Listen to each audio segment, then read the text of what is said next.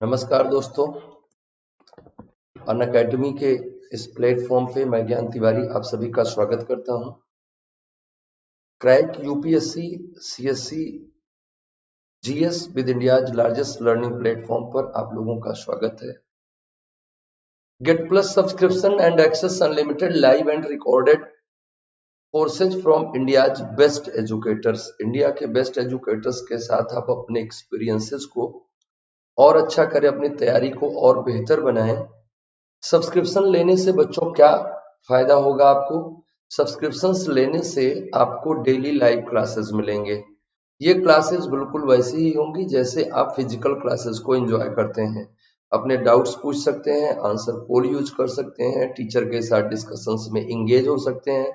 बहुत सारी सुविधाएं जैसे आप फिजिकल क्लास एंजॉय करते हैं सेम एज।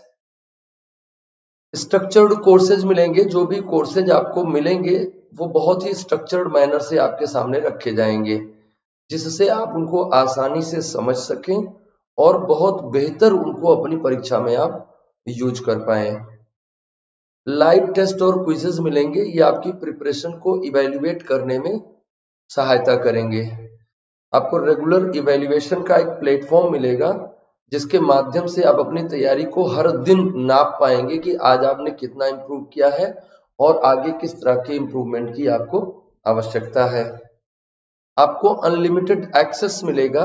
अनलिमिटेड एक्सेस का मतलब कि अनअकैडमी के पास बहुत सारे एजुकेटर्स हैं, 100+ टॉप एजुकेटर्स हैं। वहां तक आपको एक सब्सक्रिप्शन से पहुंच मिल जाएगी। सभी एजुकेटर्स को आप देख पाएंगे और बहुत सारे कोर्सेज चल रहे हैं। 15,500 से ज्यादा कोर्सेज अनअकैडमी चला रहा है आपकी प्रिपरेशन को कॉम्प्रिहेंसिव कवरेज देने के लिए, तो उन तक भी आपकी पहुंच बढ़ जाएगी। तो एक्चुअल में आपको अनलिमिटेड एक्सेस कई मायनों में मिल जाता है। आपको बहुत आसानी होती है अपनी प्रिपरेशन को इनहांस करने में, अच्छा करने में। सबसे पहले आपको अनअकैडमी लर्निंग एप्लीकेशन डाउनलोड करना होगा, जो कि आपको गूगल प्ले स्टोर और ऐप स्टोर से मिलेगा। आप जिस भी तरह का फोन यूज करते हैं उस हिसाब से आप अपना एप्लीकेशन अपने मोबाइल में डाउनलोड कर सकते हैं। मैं हूं ज्ञान तिवारी, 15 वर्षों से आप लोगों के साथ काम कर रहा हूं। बहुत अच्छा लगता है आप लोगों के साथ काम करना। बहुत सारे अनुभव हमको जुड़ते रहते हैं आपके साथ काम करके। MA in ancient history and archaeology हमारा एकेडमिक्स है। आप हमें ज्ञान तिवारी लाइव टेलीग्राम चैनल पे फॉलो कर सकते हैं। इसके अलावा आप हमें अनअकैडमी के प्रोफाइल पे फॉलो कर सकते हैं। अगर आपने हमारे प्रोफाइल को फॉलो नहीं किया है तो उसको as early as possible follow कर लें। जैसा कि हम लोगों ने पीछे बात की, 15,500 से अधिक कोर्सेज चला रहा है अनअकैडमी आपकी प्रिपरेशन को बहुत बेहतर करने के लिए। तो आप देखिए ना कितने सारे कोर्सेज चल रहे हैं और ये आपके पूरे इंटायर सिलेबस को बहुत कॉम्प्रिहेंसिवली कवर करते हैं। तो बच्चों, आप एक सब्सक्रिप्शन लेकर इन सारे कोर्सेज तक अपने आप को पहुंचा सकते हैं। प्लस अगर आप यूपीएससी के लिए सब्सक्रिप्शन लेना चाहते हैं तो यूपीएससी के लिए 2 प्लान है अनअकैडमी के पास। एक आप प्लस में जा सकते हैं, दूसरा आप आइकॉनिक में जा सकते हैं।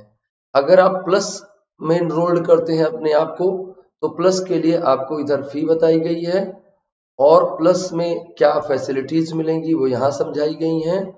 और इस फी में जो भी प्लान आप लीजिएगा 1 महीने से लेकर 36 मंथ तक का, उनमें से किसी भी प्लान में आपको 10% का डिस्काउंट मिलेगा।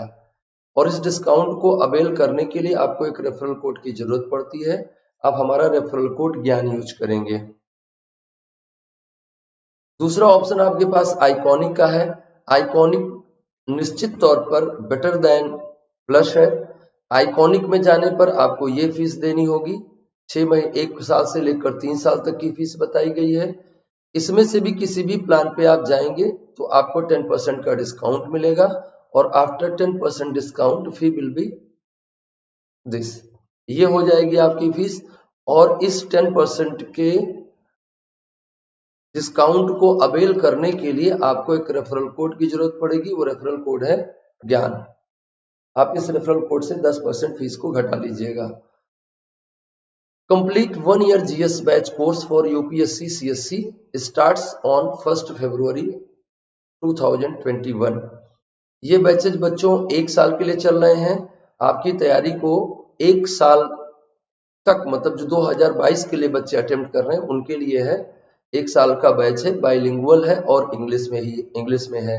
ऐसा ही एक बैच 2 साल के लिए चल रहा है, जो बच्चे 2023 अटेम्प्ट कर रहे हैं उनकी आवश्यकता को ध्यान में रखते हुए ये बैच भी कैसा है, ultimate 2 year batch course for GS for UPSC CSC 2023, ये भी इंग्लिश और बाइलिंगुअल है। ऐसे ही 2 बैच और भी स्टार्ट किए गए हैं, expert batches for UPSC CSC 2021, ये बाइलिंगुअल और इंग्लिश में है। और ये बैचेज भी जो NCERT batches for UPSC CSC prelims, ये भी 1 फरवरी से स्टार्ट हो रहे हैं और इनमें भी आपको 2 ऑप्शन मिल रहे हैं। आप हिंदी बाइलिंगुअल है तो बाइलिंगुअल बैच, इंग्लिश के हैं तो इंग्लिश का बैच आपके लिए उपलब्ध है। Weekend batches complete preparation for UPSC CSC 2021 की प्रिपरेशन के लिए कंप्लीट बैच अनाउंस किया जा रहा है एनसीईआरटी का 6 महीने का।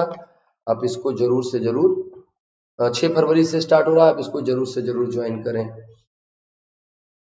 आइकॉनिक प्राइस हाइक हो रहा है, कल से ये प्राइसेज बढ़ जाएंगे, 31 जनवरी से प्राइसेज बढ़ जाएंगे।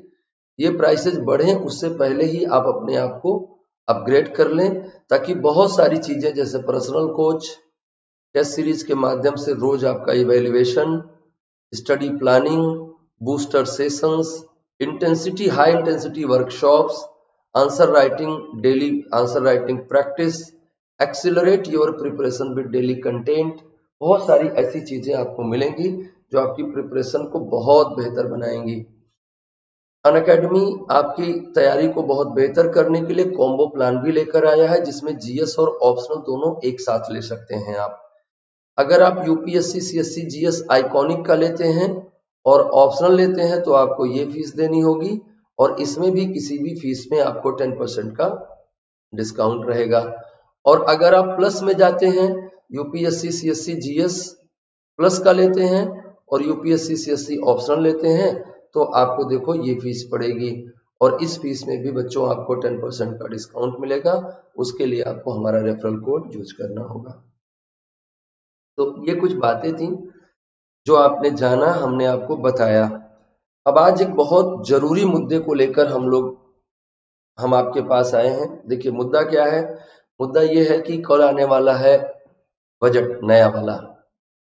कल आएगा आपका बजट 2021-22। कल बजट आएगा, बहुत सारा चीजें आप देखेंगे बजट के बारे में, बहुत सारी चीजें सुनेंगे बजट के बारे में। कल आप जब सुने तो सारी बातें आपको समझ में आ जाएं। बजट में जो प्रयोग किए जाने वाले शब्दावलियां हैं वो आपको सही से समझ में आ जाएं, इसलिए इस सेशन को डिजाइन किया गया। तो आज के सेशन में हम बजट की बहुत कॉन्सेप्चुअल चीजों को जानेंगे। बजट एक्चुअल में क्या होता है, बजट कैसे बनाया जाता है, बजट को सदन में पास करने की प्रक्रिया क्या होती है, बजट में किन चीजों को शामिल किया जाता है, सरकार की आगत में क्या चीजें शामिल होती हैं, सरकार की निर्गत में क्या चीजें शामिल होती हैं, आगत और निर्गत में अंतर के कारण डेफिसिट उत्पन्न होते हैं, तो उन घाटों पे कौन कौन से घाटे हैं, उनके लिए क्या शब्द प्रयोग किए जाते हैं, और उन घाटों को मैनेज करने के लिए सरकार किस तरह के काम करती है, कौन कौन सी पॉलिसीज बनाई जाती है उन घाटों को कम करने के लिए। बहुत सारी चीजों को आज हम लोग समझेंगे। तो ये सेशन बहुत यूजफुल है, आप इस सेशन में अंत तक जरूर बने रहें ताकि आप पूरे कॉन्सेप्ट को समझ सकें, बजट एक्चुअल में क्या है ये जान सकें। तो बजट 2021-22 आएगा, कल ही आने वाला है बजट 2021-22। उससे पहले हम लोग बजट के संदर्भ में कुछ बातें जान लें। बजट की अवधारणा क्या है, बजट के लिए संवैधानिक प्रावधान क्या है, विभिन्न प्रकार के बजट कौन कौन से होते हैं। बजट की अवधारणा का मतलब है कि बजट को आप क्या समझते हैं, क्यों आता है बजट, कैसे बजट का विकास हुआ, इसके बारे में जान लें। संवैधानिक प्रावधान क्या किए गए हैं बजट के बारे में, हमारे कॉन्स्टिट्यूशन में क्या प्रोविजन किए गए हैं इसके बारे में ये जान लें। विभिन्न प्रकार के बजट कौन कौन से हैं उनके बारे में कुछ जानकारी इकट्ठा कर लें, और बजट में किस किस प्रकार के आंकड़े प्रयोग किए जाते हैं। आपने देखा कि 3 साल की चीजें होती हैं, 3 साल की बातें उसमें की जाती हैं, तो उसके बारे में हम जानेंगे। आय और व्यय संबंधी विवरण कैसे तैयार किया जाता है, आय में कौन कौन सी चीजों को शामिल किया जाता है, व्यय में कौन कौन सी चीजों को शामिल किया जाता है उनकी बातें समझेंगे। प्राप्तियां क्या हैं और व्यय क्या है, और उनके अंतर से उत्पन्न होने वाला घाटा क्या है, घाटे को कैसे हम वित्त पोषित करते हैं, कैसे हम डेफिसिट फाइनेंसिंग करते हैं, कैसे हम इसको मैनेज करते हैं। घाटे के वित्त पोषण के साधन क्या है, कौन कौन से मीन्स हैं जिनके माध्यम से हम इसको मैनेज करते हैं। Fiscal responsibility and budget management act बनाया गया 2003 में, वो क्यों बनाया गया, उसमें क्या बातें कही गई हैं, और वो कैसे हमारे फिस्कल कंसोलिडेशन को बढ़ा रहा है।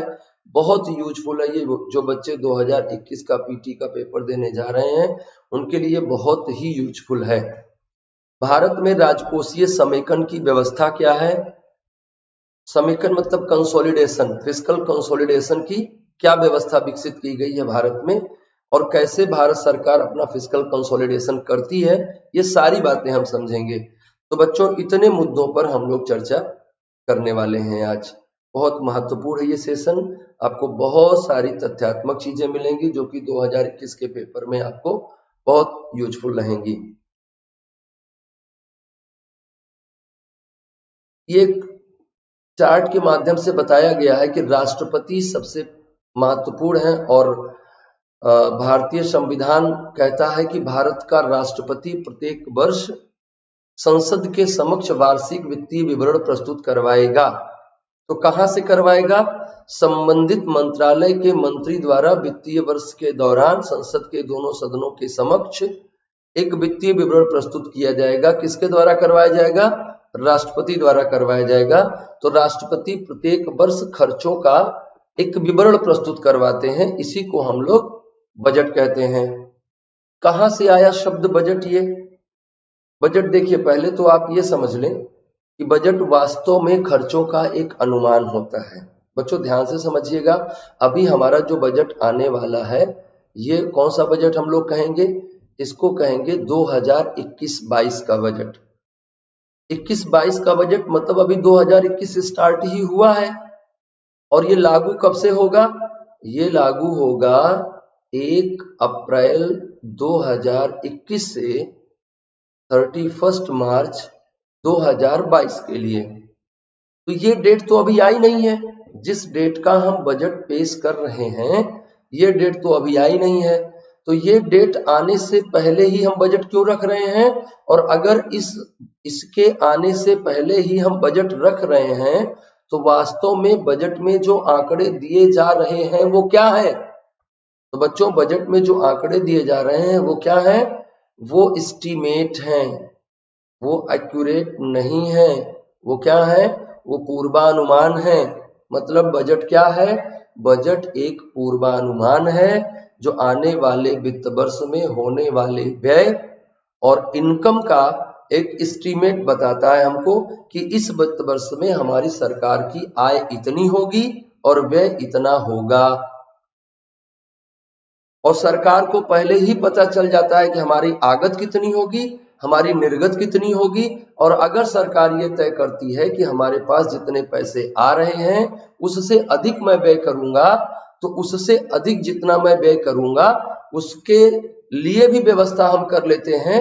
उसके लिए जो व्यवस्था करते हैं उसको हम क्या कहते हैं, फिस्कल मैनेजमेंट, राजकोषीय प्रबंधन।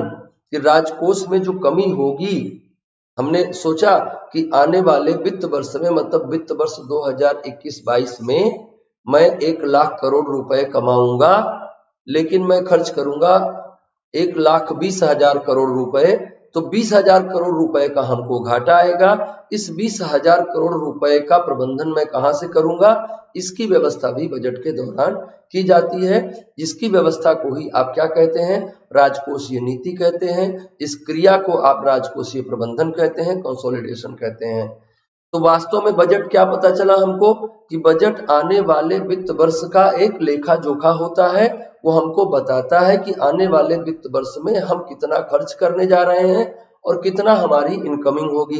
खर्च के हेड को भी बता देता है, ये खर्च कहाँ कहाँ कहाँ कहाँ होगा। आगत के भी हेड को बता देता है कि ये पैसा कहाँ कहाँ कहाँ से आएगा।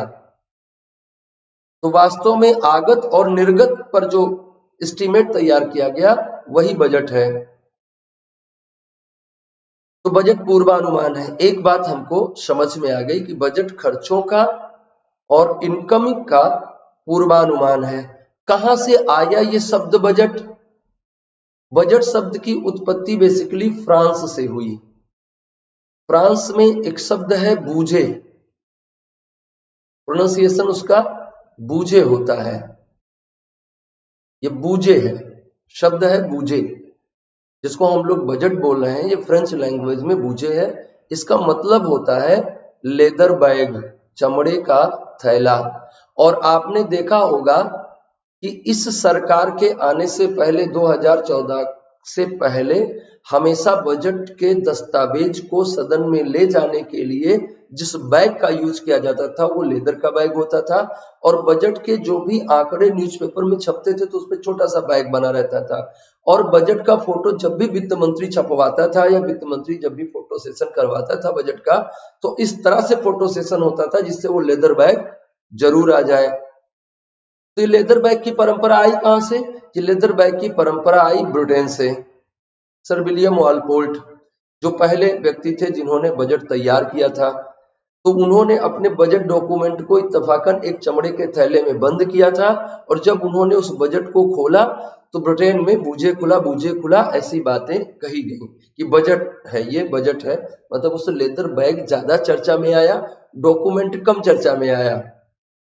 और वहीं से उस शब्द के लिए बजट, उस क्रिया के लिए बजट शब्द प्रयोग किया जाने लगा। और बाद में इंग्लिश डिक्शनरी ने उसको अपने भाषा में जगह दे दी। और बजट का मतलब उन्होंने क्या बताया? Annual financial report. लेकिन भारत के संविधान में कहीं भी बजट शब्द का प्रयोग नहीं किया गया है, बल्कि इसके लिए क्या कहा गया है कि भारत सरकार अनुच्छेद 112 में क्या कहा गया है कि राष्ट्रपति प्रत्येक वर्ष सदन के समक्ष वार्षिक वित्तीय विवरण प्रस्तुत करवाएगा। एनुअल फाइनेंशियल रिपोर्ट शब्द प्रयोग किया गया है, वार्षिक वित्तीय विवरण प्रस्तुत किया गया है। तो बजट शब्द क्या है, कहां से आया है, अंग्रेजी में इसका क्या मायने है, और भारत के संविधान में बजट शब्द को प्रतिबिंबित करने के लिए क्या शब्दावली प्रयोग की गई है? एनुअल फाइनेंशियल रिपोर्ट शब्द प्रयोग किया गया है। मतलब बजट एक्चुअल में क्या है? बजट एक्चुअल में वार्षिक वित्तीय विवरण है। क्या करता है? ये पूर्वानुमान लगाता है। किसका पूर्वानुमान लगाता है? आने वाले वित्त वर्ष में खर्चों का पूर्वानुमान लगाता है। बजट किसी भी अर्थव्यवस्था में आय और व्यय का पूर्वानुमान होता है, अर्थात किसी वित्त वर्ष के प्रारंभ होने से पूर्व ही उस वित्त वर्ष में सरकार द्वारा कुल आगतों और निर्गतों का एक विवरण प्रस्तुत किया जाता है, जिसे बजट कहा जाता है। भारत में बजट का विनियमन राजकोषीय नीति के द्वारा किया जाता है। बजट विनियमन क्या होगा? राजकोषीय नीति होगी। अब राजकोषीय नीति में क्या क्या आएगा जरा वो भी देखें। राजकोष क्या है इसको जानना जरूरी है बच्चों, है ना। राजकोष किसे कहते हैं वो जानना जरूरी है हमको। सॉरी, राजकोष क्या है वो जानना जरूरी है। तो जरा देखिए राजकोष किसे कहते हैं। राजकोष मतलब राजकोष, राजा का कोष, राजा का कोष मतलब सरकार के पैसे जहां जहां से आ रहे हैं। तो आप बच्चों जानते होंगे कि 3 तरह का फंड भारत सरकार के पास है। थोड़ा इस कॉन्सेप्ट को समझेंगे तो पूरी बात को आप समझ जाएंगे, बजट की अवधारणा को समझ जाएंगे। तो बच्चों कौन कौन सा फंड है भारत सरकार के पास? एक तो कंसोलिडेशन फंड ऑफ इंडिया है, कंसोलिडेटेड फंड ऑफ इंडिया, जिसको हम कहते हैं भारत का संचित कोष या भारत की संचित निधि। कहां से आता है पैसा इसमें? जितने भी पैसे भारत सरकार के पास आते हैं वो सारे पैसे कहां जाते हैं? भारत की संचित निधि में जाते हैं। इसका प्राविधान कहां किया गया है? आर्टिकल 266(1) अनुच्छेद 266(1) के तहत संचित निधि का प्रावधान किया गया है। इसको जरूर से जरूर आप नोट कर लीजिए, याद रखिए, आपके पेपर में पूछा जाएगा, पीटी के लिए बहुत इंपॉर्टेंट है। तो भारत का एक संचित कोष है जो कि आर्टिकल 266(1) के तहत जिसका प्रोविजन किया गया है, उसमें भारत सरकार के सभी पैसे आते हैं। भारत सरकार को जो भी आगत होती है टैक्सेस के माध्यम से नॉन टैक्सेज रेवेन्यू जो आते हैं, tax revenue, non tax revenue जो भी आते हैं, कर राजस्व या गैर कर राजस्व, वो संचित निधि में जाते हैं। भारत सरकार के पास एक और अकाउंट है बच्चों, वो है लोक लेखा। लोक लेखा को पब्लिक अकाउंट कहते हैं। ये 266(2) के तहत इसका प्रावधान है। इसमें पब्लिक के पैसे आते हैं, जो आपके पीएफ, प्रोविडेंट फंड वगैरह के पैसे होते हैं वो इसमें जाते हैं। और तीसरा कोष है भारत सरकार के पास आकस्मिकता निधि। आकस्मिकता निधि क्या है? ये 500 करोड़ रुपए का एक परमानेंट फंड है। आर्टिकल 267 के तहत इसका प्रोविजन किया गया है। ये 500 करोड़ रुपए का एक परमानेंट फंड है और इस फंड से पैसे निकालने के लिए पार्लियामेंट्री एक्टिविटी करने की जरूरत नहीं होती है। इस कोष से पैसे राष्ट्रपति के हस्ताक्षर के द्वारा निकाले जा सकते हैं और राष्ट्रपति हस्ताक्षर तब करेगा जब कैबिनेट उसको ऐसा करने के लिए कहेगी। मतलब ये है कि कैबिनेट जब चाहे आकस्मिकता निधि से पैसे निकाल सकती है, लेकिन आकस्मिकता निधि में पैसे डालने के लिए फिर से पार्लियामेंट्री एक्टिविटी करनी पड़ेगी। बस वो पोस्टमार्टम एक्टिविटी होगी, पैसे खर्च होने के बाद करोगे आप। संचित निधि से पैसे निकालने हैं तो इसमें से एक ढेला पैसा भी आप निकाल नहीं सकते हैं बिना संसदीय क्रिया किए हुए।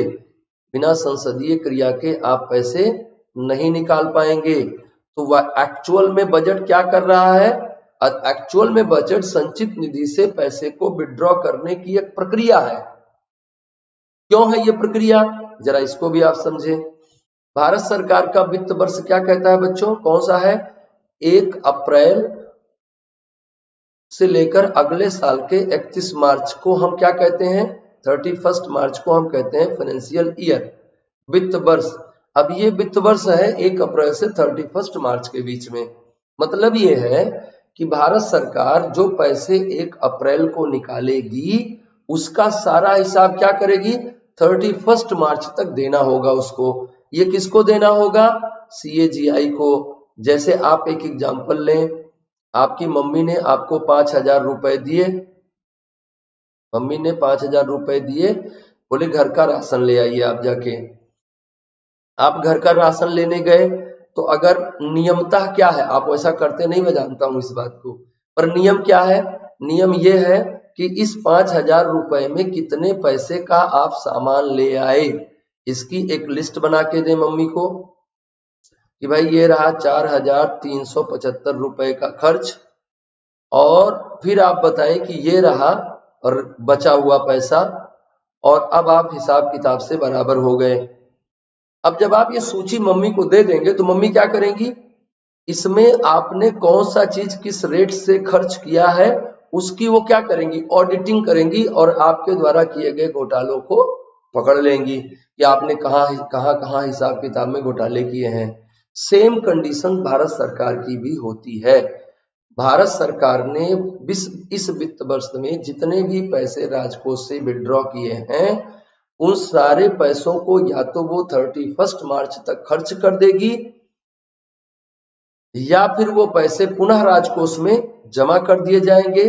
खर्च किए गए पैसों की रिपोर्ट और जमा किए गए पैसों की रिपोर्ट किसको दे दी जाएगी? Comptroller and auditor general of India को दे दी जाएगी। Comptroller and auditor general of India Bharat सरकार के खर्चों की स्क्रूटनी करेगा, उसकी ऑडिटिंग करेगा, और उसमें अगर कोई अनियमितता, कोई इर्रेगुलरिटी पकड़ी जाती है तो उस पर वो जो भी बात बनेगी आगे संसद में उसकी रिपोर्ट जाएगी। संसद में जो भी प्रक्रिया होनी होगी वो होगी, वो एक अलग का मैटर हो गया। लेकिन बात यहाँ क्या समझ में आई? बात यहाँ ये समझ में आई कि 31 मार्च के रात के 00 बजे सरकार के पास खर्च करने के लिए आधिकारिक रूप से कोई भी पैसा नहीं रहेगा अगर वो 31 मार्च से पहले अनुदान विधेयकों को पास नहीं करवा लेती है, ग्रांट बिल पास नहीं करवा लेती है तो, और ग्रांट बिल नहीं है तो पैसे विड्रॉ नहीं हो पाएंगे। तो एक्चुअल में क्या हो रहा है? ये पूरी बजट प्रोसेस क्या है? उसी पैसे को निकालने की प्रक्रिया है। पैसे निकल नहीं सकते बिना बजटरी प्रोसेस के, बिना पार्लियामेंट्री प्रोसेस के, इसलिए ये सारी गतिविधियां आपको करनी पड़ती हैं और सरकार सदन को यह भी सूचित करती है कि वो कुल कितने पैसे इस वित्त वर्ष में कमाएगी और कुल कितने पैसे खर्च करेगी। बात समझ में आई बच्चों? ये बात एकदम क्लियर हो रही है आपको? बहुत ध्यान से समझिएगा, कल बजट आ रहा है ताकि आप पूरी बात को समझ पाए। तो भारत में बजट का विनियमन क्या है? विनियमन किसके द्वारा किया जाता है? राजकोषीय नीति के द्वारा किया जाता है। और राजकोषीय नीति किसके लिए काम करती है? सिंपल सी बात, बहुत टेक्निकल होने की जरूरत नहीं है, बहुत क्या बिल्कुल भी टेक्निकल होने की जरूरत नहीं है। आपको सिर्फ इतना सा समझना है कि राजकोष में आगत निर्गत का संतुलन बना रहे, यही राजकोषीय नीति का उद्देश्य है।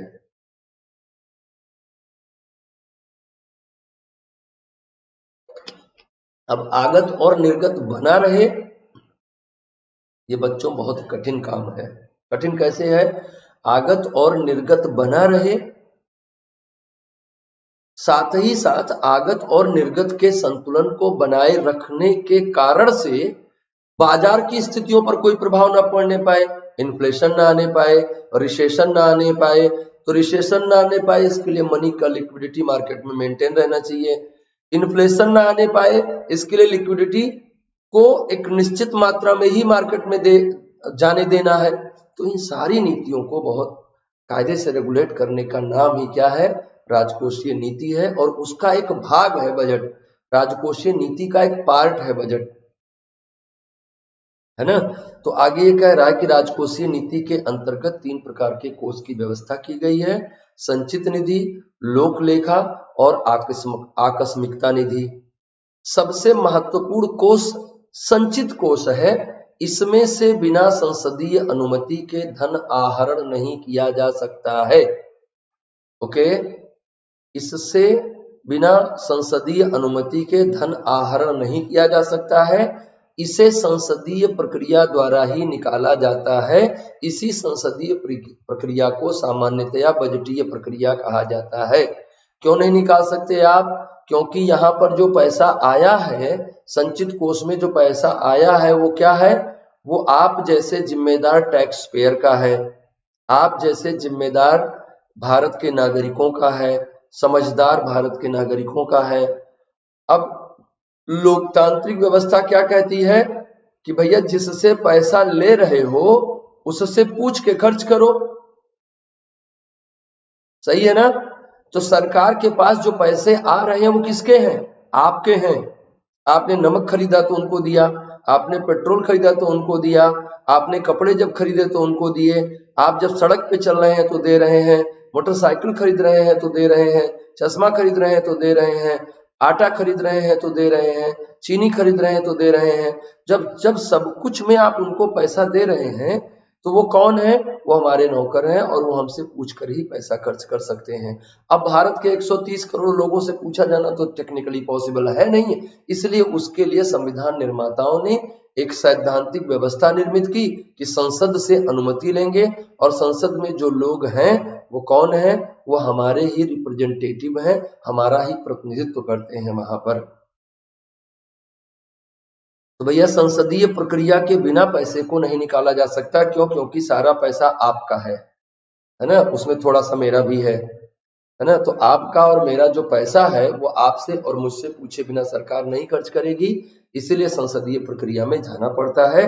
और इसके लिए प्रक्रिया अनुच्छेद 111, 112, 113, 114 के तहत की गई है। 111 में क्या कहा गया है? 111 में कहा गया है कि राष्ट्रपति की पूर्वानुमति से रखा जाएगा। 110 में धन विधेयक का प्रावधान किया गया, 111 में बजट भी धन विधेयक होगा, ऐसा व्यवस्था की गई है। 112 में बताया गया है कि क्या होगा बजट। 113 में अनुदान मांगों का प्रावधान किया गया है और 114 में विनियोग विधेयकों का प्रावधान किया गया है। तो बच्चों एक बात आप यहाँ पे और समझ लें कि बजट वास्तव में क्या है? बजट एक मनी बिल है। क्या है? मनी बिल है। मनी बिल क्या होता है? अनुच्छेद 110 के तहत मनी बिल को परिभाषित किया गया है, जिसमें यह कहा गया है कि कोई भी विधेयक कोई भी कर लगाने से संबंधित होगा, कर हटाने से संबंधित होगा, कर की दर में परिवर्तन से संबंधित होगा, या भारत के संचित निधि से पैसे निकालने या डालने से संबंधित होगा या इस तरह की किसी प्रक्रिया से संबंधित होगा तो उसको मनी बिल समझा जाएगा। और धन विधेयकों के संदर्भ में सारे अधिकार किसके पास है बच्चों? सारे अधिकार सरकार के पास हैं। और सरकार का बहुमत कहाँ होता है? लोकसभा में। इसलिए सारा अधिकार कहाँ होता है मनी बिल का? लोकसभा में। तो वास्तव में मनी बिल कैसा बिल है? वित्त विधेयक कैसा विधेयक है? धन विधेयक कैसा विधेयक है? यह केवल सरकार द्वारा ही प्रस्तुत किया जा सकता है, इसको प्राइवेट मेंबर के द्वारा प्रस्तुत नहीं किया जाएगा। सरकार द्वारा प्रस्तुत किया जाएगा मतलब क्या है? या तो वित्त मंत्री प्रस्तुत करेगा या फिर प्रधानमंत्री करेगा या फिर प्रधानमंत्री इस काम के लिए जिस किसी भी मंत्री को नामित करेगा वो इसको पेश करेगा। बात समझ में आ रही है? फिर लोकसभा इसको साधारण बहुमत से पास कर देगी।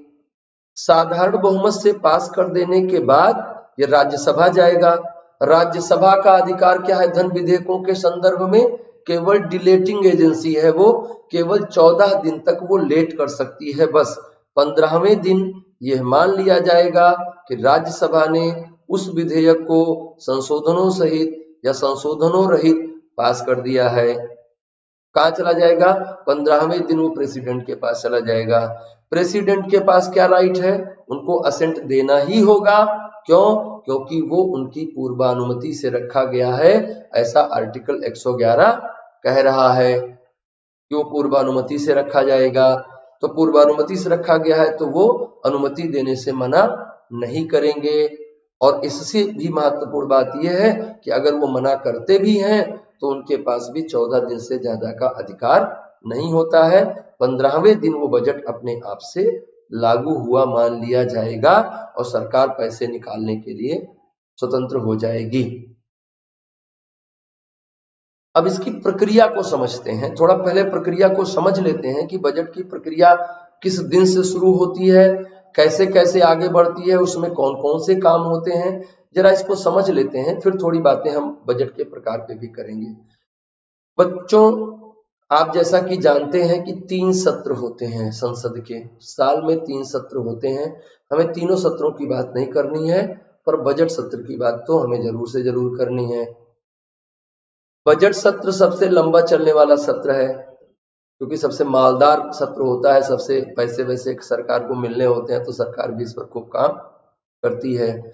जरा इसकी पूरी प्रक्रिया को समझते हैं। सत्र का प्रारंभ बच्चों होता है जनवरी के लास्ट में। जैसे आपने देखा कि इकोनॉमिक सर्वे आया, तो सत्र का प्रारंभ कब होगा? जनवरी के अंत में। और सबसे पहला काम क्या होगा बजट सत्र में? सबसे पहला काम होगा आर्थिक सर्वेक्षण प्रस्तुत करना। आर्थिक सर्वेक्षण क्या होता है? आर्थिक सर्वेक्षण बीते वर्ष का अनुमान होता है। अभी आगे हम बात करेंगे। जब हम बीते वर्ष का मतलब कि जैसे जो साल हमारा पूरा हुआ, 2020 वित्त वर्ष पूरा हो रहा है, 2019 और 20 का वित्त वर्ष पूरा हो रहा है, सॉरी 2020-21 का वित्त वर्ष पूरा हो रहा है, 2021-22 में हम जा रहे हैं। तो इसका हम क्विक एस्टीमेट दे देंगे कि भाई हमारा क्या अचीवमेंट रहा, और 2019-20 का हम रिवाइज एस्टीमेट दे देंगे। और यही रिवाइज एस्टीमेट ही हम क्या कहते हैं? आर्थिक सर्वेक्षण कहते हैं। बीते हुए साल में सरकार की उपलब्धियां क्या रही हैं, इनको सरकार बताती है और थोड़ा बहुत उसमें आशावादी बातें भी करती है, जैसे इस बार के इकोनॉमिक सर्वे में किया जा रहा है ना, कि ग्रोथ रेट ये रहेगी और आगे हम इसको इम्प्रूव करेंगे।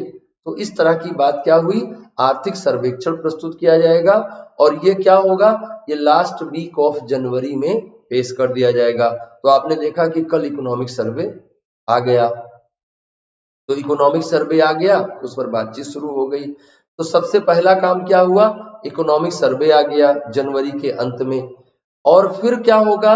अगला काम क्या होगा? अगला काम होता है बजट का प्रस्तुतिकरण। जैसे कोई भी विधेयक बच्चों सदन में लाया जाता है तो सबसे पहला काम क्या होता है? जो उस विधेयक को लेकर जो आया है वो खड़ा होके उसको पढ़ेगा। अब बहुत बड़ा होगा यार तो दे देगा भाई आप लोग पढ़ लो, वैसे पढ़ता है, पानी पी पी के पढ़ता है ना, उसका काम होता है पढ़ना। तो वो इस क्रिया को क्या कहते हैं, बजट का प्रस्तुतिकरण। तो बजट सत्र में जो दूसरा काम होता है ये क्या होता है, बजट का प्रस्तुतिकरण होता है। और इस प्रस्तुतिकरण को कब किया जाएगा, 1 फरवरी को किया जाएगा। बच्चों 2016-17 से पहले, 2017-18 से पहले क्या था, 2017-18 से पहले प्रस्तुतिकरण की क्रिया last working day of February को होती थी। लेकिन 2017-18 में इसमें कुछ महत्वपूर्ण सुधार किए गए, जिनमें ये कहा गया कि अब प्रस्तुतिकरण फरवरी माह के पहले कार्य दिवस को किया जाएगा। First working day of February month को बजट को प्रस्तुत किया जाएगा। प्रस्तुतिकरण का मतलब क्या है, बजट को कोई खड़ा होके पढ़ देगा।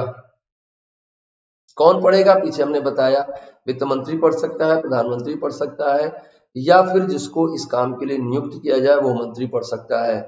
प्रस्तुतिकरण हो गया बजट का। अब बजट के प्रस्तुति 1 फरवरी को किया आपने, फिर इस पर तीसरा जो बात होगी, अब भाई बजट आ गया है, प्रस्तुत हो गया है, तो क्या होगा, ये कोई भी बिल आता है तो फिर उस पर क्या होती है, सामान्य चर्चा होती है। तो जैसे ही बजट आएगा लोग उस पर टूट पड़ेंगे डिस्कशन करने के लिए, सदन के अंदर भी सदन के बाहर भी। सदन के अंदर ये कितने दिन तक चलेगा, 1 सप्ताह तक चलेगा। फर्स्ट वीक ऑफ फरवरी क्या रहेगा, सामान्य चर्चा रहेगा। और इसके बाद क्या होता है, इसके बाद ये स्थायी समिति को सौंप दिया जाता है और स्थायी समिति इस पर गहन विचार विमर्श करती है। सदन की स्थायी समितियां होती हैं, आप उनको जानते हैं, जैसे प्राक्कलन समिति है, लोक लेखा समिति है। तो समितियों को सौंप दिया जाएगा, परमानेंट कमेटी जो है, जो स्टैंडिंग कमेटी है उसको सौंप दिया जाएगा, वो इस पर बहुत सारा विचार करेगी। और सेकेंड वीक ऑफ फरवरी से लेकर फर्स्ट वीक ऑफ मार्च तक, है ना, मार्च के लास्ट वीक ऑफ मार्च तक ये सारी बातें इसमें हो जाएंगी, है ना, फर्स्ट वीक ऑफ मार्च तक इसमें सारी बातें हो जाएंगी, फर्स्ट वीक ऑफ मार्च तक। तो मार्च के पहले सप्ताह तक ये सारी बातें हो गई। फिर क्या होगा, बजट प्रस्ताव रखे जाएंगे और उन पर सिलसिलेवार चर्चा होगी। बजट प्रस्तावों पर चर्चा अगला काम होता है।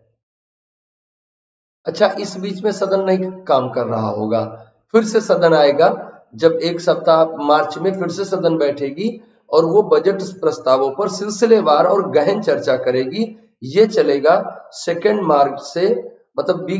वीक ऑफ मार्च से लेकर लास्ट के मार्च तक। और इस बीच में क्या होगा, वित्त विधेयक को पास कर दिया जाएगा, बजट को मंजूरी दे दी जाएगी। और बजट को मंजूरी दे दी गई का मतलब यह है कि अब इसमें से पैसे निकाले जा सकते हैं और पैसे विड्रॉ करने के लिए विनियोग विधेयक आएंगे, पैसे निकाल लिए जाएंगे बच्चों, और फिर सरकार उन पैसों को खर्च करने के लिए स्वतंत्र होगी, क्योंकि ये पैसे कैसे निकाले गए हैं, संसदीय प्रक्रिया से निकाले गए हैं, और ये पैसे अब सरकार अपने हिसाब से खर्च कर सकती है। कहाँ कितना खर्च करेगी ये पहले ही आपको बता चुकी है। तो इस तरह से कार्रवाई को आगे बढ़ाया जाता है। बात आपको क्लियर हुई, बजट की क्या क्या प्रक्रिया होती है, कैसे काम करता है। वित्त वर्ष 2017-18 में कुछ महत्वपूर्ण सुधार किए गए। ये सुधार कौन कौन से हैं, मैंने बताया। पहले बजट का प्रस्तुतिकरण कैसे किया जाता था, बजट का प्रस्तुतिकरण पहले 28 फरवरी को, या यूं कह लो कि last working day of February को किया जाता था। इस सरकार ने उस तिथि को बदलकर क्या कर दिया है, उस तिथि को बदलकर 1 फरवरी को कर दिया है, या यूं कह लो कि first working day of February को कर दिया है। दूसरा सुधार क्या किया गया, रेल बजट और आम बजट पहले अलग अलग आते थे। एकवर्थ कमेटी की रिकमेंडेशन के आधार पर, एकवर्थ कमेटी वॉज एस्टेब्लिश इन 1921, 1921 में एकवर्थ कमेटी बनाई गई थी। उनके रिकमेंडेशंस के आधार पर 1924 से रेल बजट को आम बजट से अलग कर दिया गया था, है ना। और फिर क्या हुआ, 2017-18 ईस्वी में बजट, रेल बजट को आम बजट के साथ मिला दिया गया ताकि आम बजट में और ज्यादा बढ़ा हुआ उसको हम देख सकें और भी चीजें उसको हम पैसे खर्च करने के लिए और दूसरे मदों के लिए हम उसको प्रयोग कर सकें। अलग अलग रखने से भी कोई नुकसान नहीं था, साथ में रखने से भी कोई फायदा नहीं है। तो रेल बजट को आम बजट में विलय कर दिया गया। व्यय को अब राजस्व और पूंजीगत में प्रदर्शित किया जाएगा, है ना। पहले क्या, अभी इसको आगे हम लोग चर्चा करेंगे, जब बजट के प्रमुख हेड की चर्चा करेंगे तो इसकी भी चर्चा करेंगे कि कैसे वो पूंजीगत और राजस्व मदों में प्रदर्शित किया जाता है। व्यय को भी, पहले व्यय को कैसे करते थे हम 2017-18 से पहले, योजनागत व्यय और गैर योजनागत व्यय ऐसे करते थे, है ना। अब कैसे कर दिया है, ये योजनागत और गैर योजनागत का हेड खत्म करके हमने क्या कह दिया है, राजस्व व्यय और पूंजीगत व्यय। इनको अभी आगे हम डिटेल से चर्चा करेंगे। 60 दिनों के भीतर ही बजट प्रक्रिया को पूर्ण कर लिया जाएगा, ऐसा सुधार भी 2017-18 में किया गया। पहले इस प्रक्रिया के लिए 75 दिन तय किए गए थे, लेकिन अब कितने दिन कर दिए गए हैं, 60 डेज कर दिए गए हैं। 60 दिन के अंदर इसको पूर्ण कर लिया जाएगा। अब बात करते हैं बच्चों की बजट कितने प्रकार के होते हैं, है ना। तो बजट कितने प्रकार के होते हैं, जरा इसको भी हम लोग देखते हैं। बजट कितने प्रकार के होते हैं इसको देखें जरा। देखिए क्या बता रहा है ये, बजट वैसे तो सामान्यतया 3 तरह के बजट बनेंगे। इनको अगर हम आगत निर्गत के आधार पर तय करें तो, इनकमिंग आउटगोइंग के आधार पर अगर हम तय करें तो कितने तरह के बजट मिलेंगे बच्चों, 3 तरह के मिलेंगे। एक कंडीशन क्या है, एक कंडीशन है receipt is equal to expenditure. दूसरी कंडीशन क्या है, receipt is greater than expenditure. और तीसरी कंडीशन क्या है, receipt is less than expenditure. पहली स्थिति में क्या है, प्राप्तियां और व्यय दोनों बराबर हैं, और अगर प्राप्तियां और व्यय दोनों बराबर हैं तो ऐसे बजट को आप क्या कहेंगे, संतुलित बजट कहेंगे। अगर रिसीप्ट ज्यादा है, एक्सपेंडिचर कम है, तो इसको आप क्या कहेंगे, सरप्लस बजट कहेंगे। अगर रिसीप्ट कम है, एक्सपेंसेस ज्यादा है, ऑब्वियसली घाटा है, घाटे का बजट कहेंगे।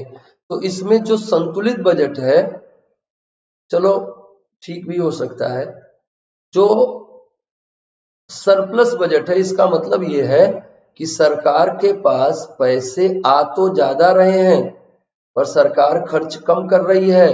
इसका क्या मतलब समझे आप, इसका मतलब कि सरकार पैसे आपके हड़प रही है, पैसे राजकोष में जमा हो रहे हैं, हालांकि वो पैसे आप ही के हैं, लेकिन आप क्या चाहेंगे कि पैसे इकट्ठे करके रखे रहें, या आपके लिए तमाम सामाजिक, आर्थिक, सांस्कृतिक, शैक्षणिक, आर्थिक व्यवस्थाओं को विकसित किया जाए उन पैसों का प्रयोग करके। तो आप कहेंगे कि भाई उन पैसों को रखना बेवकूफी है, उन पैसों को ऐसी जगहों पे, ऐसी मदों में खर्च किया जाए जिससे हम और ज्यादा धन का सृजन कर सकें। तो अच्छी बजटिंग प्रक्रिया क्या मानी जाती है, घाटे की बजट बनाने की व्यवस्था को हम अच्छा मानते हैं।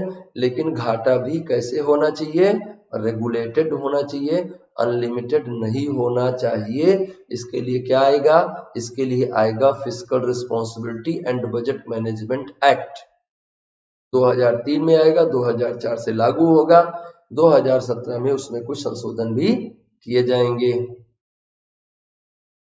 तो 60 दिनों के भीतर पूरा, हम बात कर रहे थे बजट का कैसे, तो 3 तरह के बजट आपने देखा, संतुलित बजट, सरप्लस बजट या उसको अधिशेष बजट कहेंगे, और घाटे का बजट या उसको डेफिसिट बजट कहेंगे। तो डेफिसिट, सरप्लस, बैलेंस, 3 तरह के बजट हमको दिखाई दिए। घाटे का बजट आप समझ गए, संतुलित बजट समझ गए, सरप्लस बजट भी आप समझ गए। अब एक टाइप का बजट है जिसको जेंडर बजटिंग कहा जाता है। जेंडर बजटिंग क्या होती है भाई,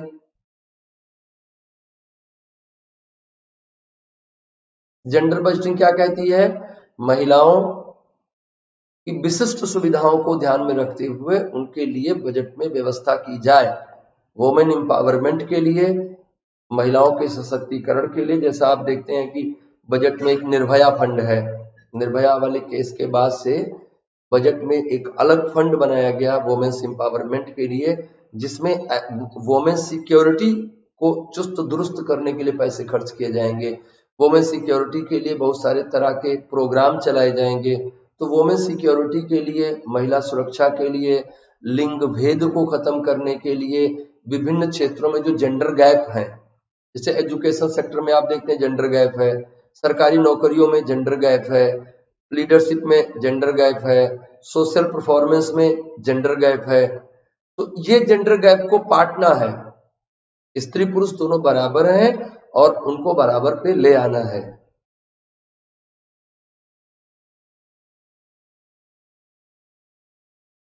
प्राकृतिक रूप से दोनों बराबर हैं,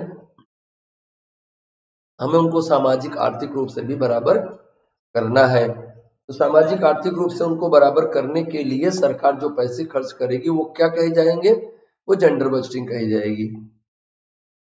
परफॉर्मेंस बजट क्या होता है, बजट में हम उनको ज्यादा तवज्जो देंगे जो परफॉर्म अच्छा कर रहे हैं। मान लीजिए हमारे पास 5 योजनाएं हैं, जिनमें से 3 अच्छा परफॉर्म कर रही हैं, 2 खराब परफॉर्म कर रही हैं, तो हम क्या करें, परफॉर्मेंस के आधार पर बजट एलोकेशन बढ़ा दें। परफॉर्मेंस का मतलब क्या है, परफॉर्मेंस के कई सारे एस्पेक्ट हो सकते हैं, उनको हम स्टडी करेंगे। वो सोशल एस्पेक्ट हो सकते हैं, वो इकोनॉमिक एस्पेक्ट हो सकते हैं, वो सोशियो इकोनॉमिक एस्पेक्ट हो सकते हैं। किसी भी तरह से अगर हमें लगता है कि ये योजना बेहतर परफॉर्म कर रही है तो हम उसके बजट एलोकेशन को बढ़ाएंगे। ऐसे बजट प्रणाली को, ऐसी बजटिंग प्रक्रिया को हम क्या कहते हैं बच्चों, परफॉर्मेंस बजट कहते हैं। बजट में गोल्डन रूल की भी बात की गई, गोल्डन रूलिंग की जाए बजट में, तो क्या है गोल्डन रूलिंग। गोल्डन रूलिंग का मतलब होता है बच्चों कि सरकार उधार ले पैसे तो केवल निवेश करने के लिए। निवेश कैसे क्या होता है, निवेश भी एक प्रकार का व्यय होता है, लेकिन ये ऐसा व्यय होता है जो लाभ की प्रेरणा से किया जाता है ना। लाभ की प्रेरणा से किया गया व्यय निवेश कहा जाता है। तो गोल्डन रूलिंग क्या कहती है कि ऐसा निवेश करो जिससे लाभ बढ़े, मतलब कि पैसे उधार लिए जाएं तो केवल निवेश के लिए लिए जाएं। ये बात बहुत अच्छी है। निवेश क्या है उसको डिफाइन किया जाना चाहिए, और किन किन खर्चों को निवेश के अंतर्गत माना जा रहा है उनको भी डिफाइन किया जाना चाहिए। बहुत सारा पैसा हम उधार लें और उसको हम गैर योजनागत मदों में व्यय कर दें, मतलब कि उसको सरकार के संचालन में पैसे खर्च कर दें, तो वो वास्तव में समझ लीजिए घर फूंक कर तमाशा देखने वाली बात हो जाएगी, है ना।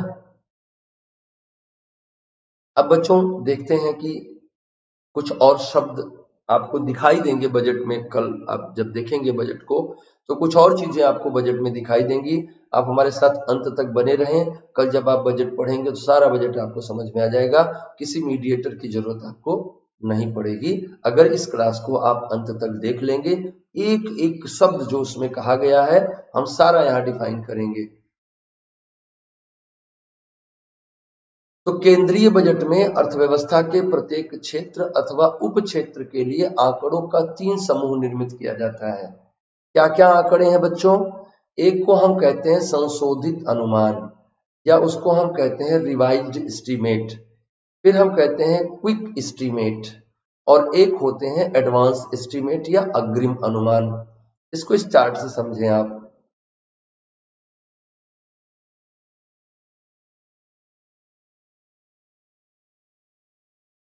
हम कौन सा बजट पेश कर रहे हैं, कौन से वित्त वर्ष का बजट पेश कर रहे हैं, हम प्रस्तुत कर रहे हैं बजट 2021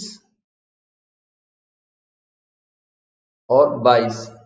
जिस बजट को हम कल देखने जा रहे हैं ये 2021-22 का बजट होगा।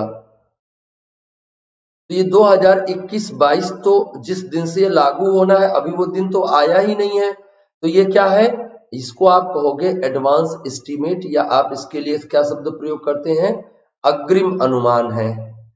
द्रुत अनुमान क्या है, द्रुत अनुमान आएंगे बजट सत्र इकोनॉमिक सत्र 2021-22 के लिए। जो 2021-22 का वित्त वर्ष है उसके भी आंकड़े इसी बजट के साथ आएंगे। उसको हम क्या कहते हैं, क्विक एस्टीमेट, या उसको आप क्या कहते हैं, द्रुत अनुमान। क्यों द्रुत कहा जाता है, सॉरी, ये 2020-21 के होंगे, है ना। द्रुत अनुमान क्यों कहा जाता है, क्योंकि इनके आंकड़े अभी अभी पेश कर दिए गए हैं, अभी इन पर कोई भी होमवर्क नहीं किया गया है, ये कितने सही हैं, कितने गलत हैं, और ये कच्चे हैं, अभी इनको फिल्टर नहीं किया गया है, इनको बहुत सारा कैलकुलेशन इसमें नहीं किया गया है, बहुत सारा स्टैटिस्टिकल एक्टिविटीज नहीं की गई हैं, वो अभी करनी बाकी हैं। और जिनमें हम वो भी कर लेते हैं उनको क्या कहते हैं, वो हमारे रिवाइज्ड एस्टीमेट होते हैं। और ये कौन है, ये 1 साल बाद आए हैं, ये 2019-20 के हैं। तो हम बजट कब इन आंकड़ों को किस दिन पेश कर रहे हैं, 2021 में पेश कर रहे हैं। ये 2020 के हैं, 2021 में पेश कर रहे हैं, मतलब कि ये क्या हो गए, ये बहुत ही रिवाइज्ड हैं, और यही वास्तविक आंकड़े होते हैं जिन्हें आप क्या कहते हैं, जिन्हें आप कहते हैं कि ये जो है इकोनॉमिक सर्वे के डेटा है। तो बात क्लियर हुई। 3 तरह के आंकड़े प्रस्तुत किए जाते हैं बजट में। एक को हम रिवाइज्ड एस्टीमेट कहते हैं। रिवाइज्ड एस्टीमेट क्या होता है, जो आंकड़े पिछले बजट में क्विक एस्टीमेट के रूप में थे, वो इस बजट में क्या हो जाएंगे, रिवाइज्ड एस्टीमेट में काउंट कर लिए जाएंगे। और जो आंकड़े इससे पहले वाले साल में एडवांस एस्टीमेट में थे, वो इस साल के बजट में क्या हो जाएंगे, क्विक एस्टीमेट हो जाएंगे। बात क्लियर हो रही है। तो ये 3 आंकड़ों को हम यूज करते हैं, संशोधित अनुमान, द्रुत अनुमान, अग्रिम अनुमान। इन 3 तरह से हम बात को करते हैं। अब आगे चलते हैं, बजट में और जो शब्दावलियां प्रयोग की जा रही हैं उनकी बात करते हैं। बजट हमने जैसा आपको बताया कि आय और व्यय संबंधी विवरण को प्रस्तुत करता है ना, आय और व्यय संबंधी विवरण को प्रस्तुत करता है।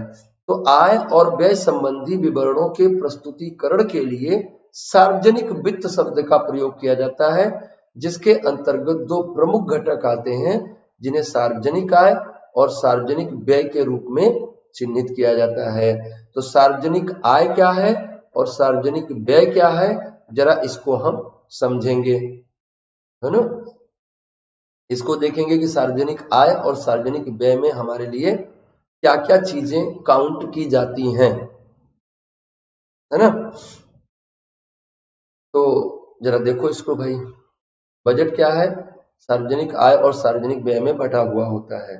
सार्वजनिक आय में क्या क्या आता है, राजस्व आय आती है और पूंजीगत आय आती है। अब यहां हमें समझना होगा कि राजस्व का मतलब क्या है, राजस्व शब्द से आप क्या समझते हैं, इसको समझना होगा।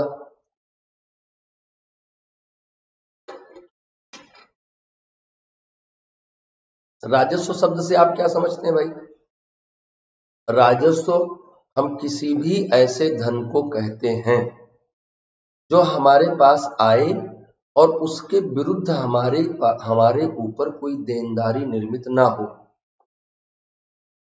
देयता से मुक्त इनकम हमारी जो होती है, हमारी कोई रिस्पॉन्सिबिलिटी नहीं होती, रिस्पॉन्सिबिलिटी होती है हमारी, कोई लाइबिलिटी नहीं बनती है। जैसे आपने नौकरी की और आपको 1 लाख रुपए सैलरी मिल गई, तो आपको जो सैलरी मिल गई, अभी मिल गई, आप जाइए और खाना खाइए, कपड़े खरीदिए, जो भी मन में आए उसको करिए आप, इसके अगेंस्ट आपको कोई लायबिलिटी नहीं देनी है।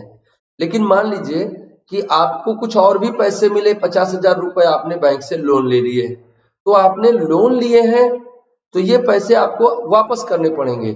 तो जिस मद पर, जिस धन पर आपको लायबिलिटी बन रही है, आपकी देयता सृजित हो रही है, देयता निर्मित हो रही है, तो जिस धन पर देयता निर्मित होगी उस इनकम को हम क्या कहेंगे, उसको हम कहेंगे कैपिटल रिसीप्ट या पूंजीगत आय।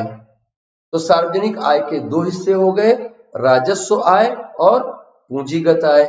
भारत सरकार के पास 2 तरह से पैसे आ रहे हैं, राजस्व आय के रूप में आ रहे हैं और पूंजीगत आय के रूप में आ रहे हैं। अब अगर आप ध्यान से देखेंगे तो क्या है, राजस्व आय ही सरकार की इनकम है, बाकी क्या है, बाकी उधार है, या बाकी या तो उधार किया गया है या तो प्रॉपर्टी सेल आउट की गई है, या तो आप कोई प्रॉपर्टी बेच देंगे, और अगर आपने प्रॉपर्टी बेचा तो आपने पहले उसमें खर्च किया रहा होगा, उसमें पहले कुछ आपका धन नष्ट हुआ। अगर आपको पैतृक रूप से भी मिला था तो वो आपकी प्रॉपर्टी थी, आपकी असेट थी, आपने उसको बेचा, उससे आपको पैसे मिले, तो ये क्या हुआ, कैपिटल, आपके कैपिटल अकाउंट में आया वो, तो उसमें आपका कुछ ना कुछ जाएगा, कोई ना कोई धन आपका भी जाएगा। अगर आपको पूंजीगत मद से आय हो रही है, इसका मतलब कि आपका भी कोई ना कोई धन जा रहा है। Getting the point? तो असल में इनकम क्या है सरकार की, अगर ध्यान से देखें तो असल में इनकम केवल राजस्व है, और वो कैसे बटा हुआ है, वो करों के रूप में आता है और गैर करों के रूप में आता है। करों के रूप में कैसे आता है बच्चों, सरकार द्वारा डिफरेंट टाइप के टैक्सेस इम्पोज किए जाते हैं with the people of India पे। तो with the people of India पे कैसे टैक्सेस लगाए जा रहे हैं, ये डायरेक्ट टैक्सेस हैं और इनडायरेक्ट टैक्सेस हैं, प्रत्यक्ष कर और अप्रत्यक्ष कर। प्रत्यक्ष कर क्या है, कराघात और करापात एक ही व्यक्ति पर हो रहा हो तो ऐसे टैक्सेशन को हम क्या कहते हैं, प्रत्यक्ष कर कहते हैं। मतलब जिस व्यक्ति पर कर आरोपित किया गया है उसी व्यक्ति पर कर का आघात भी हो रहा है। जैसे आपकी इनकम पर कर लगाया गया और आप ही उसका भुगतान करेंगे, तो दोनों एक ही पर हो रहा है, इसलिए क्या है, आयकर क्या है, प्रत्यक्ष कर है। जीएसटी क्या है, इनडायरेक्ट टैक्स है, कोई कर किसी और पे लगाया जाए, किसी और से वसूला जाए, तो ऐसे टैक्स को हम क्या कहेंगे, ऐसे टैक्स को हम इनडायरेक्ट टैक्स कहेंगे, अप्रत्यक्ष कर कहेंगे। तो अप्रत्यक्ष करों से भारत सरकार को आय होती है और प्रत्यक्ष करों से भारत सरकार को आय होती है। और फिर क्या होता है, फिर आगे की जो इनकम है वो क्या है, वो सरकार के पूंजीगत मद से होती है, सरकार को ऋण लेने से होती है। अच्छा सॉरी, दूसरा मद क्या है, दूसरा मद है गैर कर आय। कर आय समझ गए, सिंपल सी बात है, टैक्स से जो भी इनकम होगी वो सब सरकार के टैक्स रेवेन्यू में जाएगी। अब नॉन टैक्स रेवेन्यू क्या है, नॉन टैक्स रेवेन्यू है कि वो रेवेन्यू तो है लेकिन नॉन टैक्स है, मतलब सरकार को आप कुछ ऐसे भुगतान भी करते हैं और सरकार को कुछ ऐसी आय भी होती है जो रेवेन्यू के रूप में होती है, लेकिन वो सरकार के द्वारा टैक्स के माध्यम से नहीं होता। जैसे सरकार के पास बहुत सारी पब्लिक सेक्टर यूनिट्स हैं, बैंक्स हैं, कंपनियां हैं, उनको इनकम हो रही है, या मान लीजिए कि कोई कंपनी 100% गवर्नमेंट के कंट्रोल में नहीं है, 100% गवर्नमेंट द्वारा उसमें नहीं है, तो क्या है, थोड़ा बहुत हिस्सा उसमें गवर्नमेंट का है, तो उससे उसको डिविडेंड मिल रहा है, लाभ या लाभांश मिल रहा है। तो लाभ या लाभांश जो भी मिल रहा है वो क्या होगा, वो गैर कर आय में काउंट किया जाएगा। आप सरकार को डिफरेंट टाइप के शुल्क जमा करते हैं, डिफरेंट टाइप के टैक्सेस, सॉरी टैक्स तो आपको उधर चला ही गया, बहुत सारे शुल्क अदा करते हैं, अस्पताल में जाते हैं पर्चा बनवाते हैं, सड़क पे चलते हैं तो शुल्क देते हैं बहुत सारे तरह का, आप जो है गन खरीदते हैं तो लाइसेंस शुल्क देते हैं, कोई और चीज का लाइसेंस लेना होता है तो शुल्क, गाड़ी चलाने का लाइसेंस लेना है तो शुल्क देना होगा, तो बहुत सारे तरह से आप पैसे और भी देते हैं सरकार को। ये सारे पैसे कहाँ जाते हैं, गैर कर आय में जाते हैं। इसके अलावा सरकार ने दूसरे देशों को ऋण दे रखा है या फिर केंद्र सरकार ने राज्यों को ऋण दे रखा है, उन सारे ऋणों पर उसको जो फायदा हो रहा है वो क्या है, वो जो है उसका ब्याज जो मिल रहा है वो सारा कुछ क्या हो रहा है, गैर कर आय में जा रहा है। अब मान लीजिए कि कोई संपत्ति है सरकार के पास, उससे वो किराया ले रही है, किराया कैसे ले रही है, उसके बहुत सारे हिस्टोरिकल मोन्यूमेंट्स हैं, वहां से किराया आ जाता है, या मान लीजिए कि कई सारे उसके प्रतिष्ठान है जो कुछ किराए पे उठे हुए हैं तो वहां से पैसे आते हैं, तो संपत्ति पर कोई किराया आ रहा है सरकार के पास तो भी गैर कर आय में आएगा। इसके अलावा सरकार के पास और कहां से गैर कर आय आ सकती है, मान लीजिए कि कोई विदेशी सहायता मिल रही है, मैं सहायता की बात कर रहा हूँ, ऋण की बात नहीं कर रहा हूँ, विदेशी ऋण मिल रहा है, that would be the part of capital income of the government of India. लेकिन अगर वो कोई ऐसी सहायता ले रहा है जो वापस नहीं करनी है, विदेशी सहायता मिल रही है उसको, तो वो कहाँ जाएगी? गैर कर आय में जाएगी। तो इस तरह से बच्चों भारत सरकार के राजस्व आय कंसोलिडेट होती है, राजस्व आय इकट्ठी होती है। Any confusion? बात क्लियर हो गई? एक बार आप इस पूरे सेशन को शेयर कर दें। कोई कंफ्यूजन हो तो मैसेज बॉक्स, आप जो है मैसेज बॉक्स में जाके इसको टाइप कर दें। किसी तरह की कोई दिक्कत हो तो आप हमसे पूछें।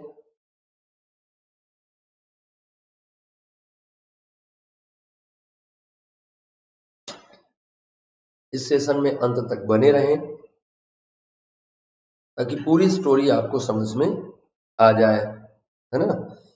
तो अब देखो पूंजीगत में क्या हुआ? पूंजीगत में ऋण का पैसा आ रहा है, और ऋण कहां से आ रहा है? देशी ऋण और विदेशी ऋण, है ना। विदेशी ऋण कहां से आएगा?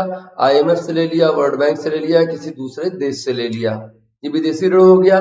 आपने देश के अंदर अपने नागरिकों से ऋण ले लिया, बहुत सारे माध्यम उसके लिए हैं सरकार के पास। ट्रेजरी बिल इश्यू कर दिया सरकार ने, इस तरह का कोई काम कर दिया, कोई गवर्नमेंट सिक्योरिटी इश्यू कर दी, उसको पब्लिक को बेच दिया, बाजार से पैसे ले लिए सरकार ने, तो ये क्या हो गया? देशी ऋण हो गया। और भारत सरकार के जो अभी डेटा है वो ये है कि 95% गवर्नमेंट ऑफ इंडिया क्या लेती है? देशी ऋण के माध्यम से, घरेलू उधार को के माध्यम से करती है। और दूसरा क्या करती है? 5% वो विदेशी स्रोतों से आय लेती है। अच्छा, पूंजीगत आय में देशी और विदेशी स्रोतों द्वारा लिए गए ऋण के अलावा एक और चीज आएगी, वो क्या है? विनिवेश से होने वाली आय। विनिवेश से जो आय आएगी, विनिवेश से होने वाली जो इनकम होगी, वो कहाँ जाएगी? वो जो है विनिवेश से होने वाली आय भी इसमें आएगी पूंजीगत मद में। इसके अलावा अगर आपने कर्ज दिया है तो कर्ज की अदायगी भी इसमें आएगी।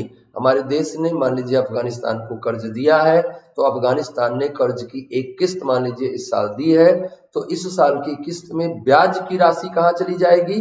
ब्याज की राशि कहाँ आएगी? रेवेन्यू रिसिप्ट का हिस्सा होगी। और जो मूलधन की वापसी हुई है वो क्या होगा? वो पूंजीगत आय का हिस्सा होगा। क्लियर हुई बिल्कुल बात आपको?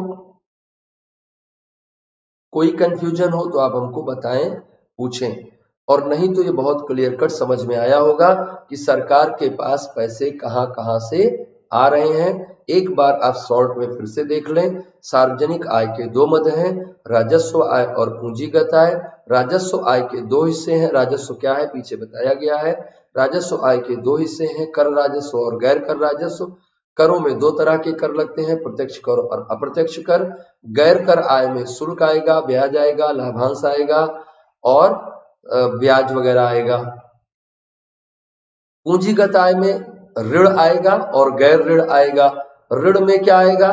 देशी और विदेशी आएंगे। गैर ऋण में विनिवेश से आय और दिए गए कर्ज की अदायगी आएगी। तो इतने मदों से मिलकर आपकी इनकमिंग तैयार हो रही है। अब हम बात करते हैं आउटगोइंग की, सार्वजनिक व्यय की। सार्वजनिक व्यय का अभी तक ये मॉडल चलता रहा था, राजस्व व्यय और पूंजीगत व्यय का। लेकिन सॉरी, ये तो अभी भी चल रहा है, राजस्व पूंजी व्यय। ये मॉडल जो योजनागत और गैर योजनागत व्यय था, इस मॉडल को अभी समाप्त कर दिया गया है। और अगर इस तरह से हम देखें कि सार्वजनिक व्यय का क्या मॉडल है, तो सार्वजनिक व्यय के हम दो तरीके निकालते हैं। एक को हम कहते हैं केंद्रीय व्यय और दूसरे को कहते हैं राज्य व्यय।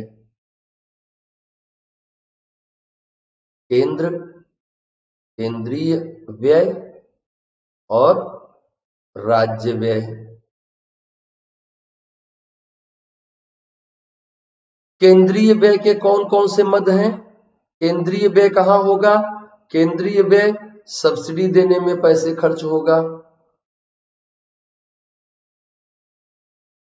फिर क्या होगा? फिर रक्षा पर पैसे खर्च करेगी सरकार, तो रक्षा व्यय भी केंद्रीय व्यय का भाग होगा। रक्षा व्यय के बाद अगला व्यय पेंशन है।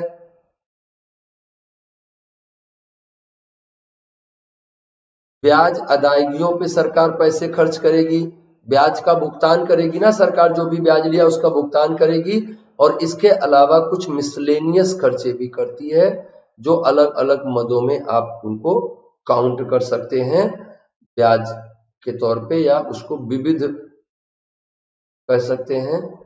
और सोशल सिक्योरिटी स्कीम्स में पैसे खर्च करती है, सामाजिक सहायता कार्यक्रमों पर पैसे खर्च कर सकती है ना। तो ये सारे पैसे वो खर्च कर देती है। और एक और मद है जो राज्यों का है, तो राज्यों को क्या करती है, राज्यों के मद में करों और शुल्कों में राज्यों को हिस्सा देती है, करों एवं शुल्कों में राज्यों का हिस्सा। और ये जो सेंट्रली स्पॉन्सर्ड स्कीम्स हमने बताई, सेंट्रली स्पॉन्सर्ड स्कीम्स में भी पैसे खर्च करते हैं राज्य, तो उनका भुगतान यहां से किया जाता है। तो सेंट्रली स्पॉन्सर्ड स्कीम्स में पैसे खर्च करने के लिए केंद्र सरकार पैसे देती है। तो केंद्र सरकार द्वारा जो पैसे खर्च किए जाएंगे वो कौन कौन मद में जा रहे हैं, सब्सिडी देने में, रक्षा मद में, पेंशन में, ब्याज में। इसके अलावा हमने कहा और भी मदों में खर्च हो सकते हैं। सेंट्रल स्पॉन्सर्ड स्कीम्स दो तरह की हैं, fully owned by central government of India और partially owned by government of India. जो पार्शियली जिनमें उनके संचालन के लिए पार्शियल पैसा देना है, तो उसमें जितना पैसा केंद्र को देना है, जितना राज्य को देना है, तो केंद्र अपना हिस्सा दे देता है। 100% राज्य केंद्र द्वारा होगा तो उसके लिए पैसे वो खर्च करेगी। तो ये पैसे खर्च करने के मद हैं जिन पर ये पैसे खर्च किए जा रहे हैं। एकदम क्लियर हुआ बच्चों? इसको थोड़ा लैंग्वेज के फॉर्म में भी आप देख लें, यहाँ लिखा हुआ भी है ताकि आपको नोट्स बनाने में आसानी हो। और अगर आप नोट्स ना भी बनाना चाहें, इसी का प्रिंट आउट भी ले लेंगे तो आपका काम हो जाएगा। सरकार की प्राप्तियां मुख्य रूप से दो समूहों में वर्गीकृत की जाती हैं, राजस्व प्राप्तियां और पूंजीगत प्राप्तियां। पीछे हम चर्चा कर चुके हैं इनकी। राजस्व प्राप्तियां मुख्यतः दो भागों में बटी हैं, कर राजस्व प्राप्तियां और गैर कर राजस्व प्राप्तियां, चर्चा हो चुकी है। गैर पूंजीगत प्राप्तियां भी दो प्रकार की होती हैं, उधार से प्राप्त होने वाली पूंजीगत प्राप्तियां। उधार से प्राप्त होने वाली पूंजीगत प्राप्तियों में क्या कहा गया, आंतरिक और बाह्य है। आंतरिक हमारे यहाँ ज्यादा है भारत में, भारत आंतरिक से 95% और बाह्य से क्या करेगा 5% तय करता है। और ये बड़ी समस्या भी है भारत में, है ना। इसको कहते हैं क्राउडिंग इफेक्ट। परिणाम क्या होता है भारत में, अभी बाद में बात करेंगे तो भटक जाएंगे आप। गैर उधार पूंजीगत प्राप्तियां जिनमें विनिवेश और कर्जों की वापसी आती है, पीछे बात कर चुके हैं। सरकार के व्यय की बात करें तो सरकार के व्यय दो प्रकार से विकसित किए गए हैं। इन्हें राजस्व और पूंजीगत व्यय के रूप में चयनित किया जाता है। राजस्व व्यय, अब यहां से थोड़ा ध्यान देने वाली बात है।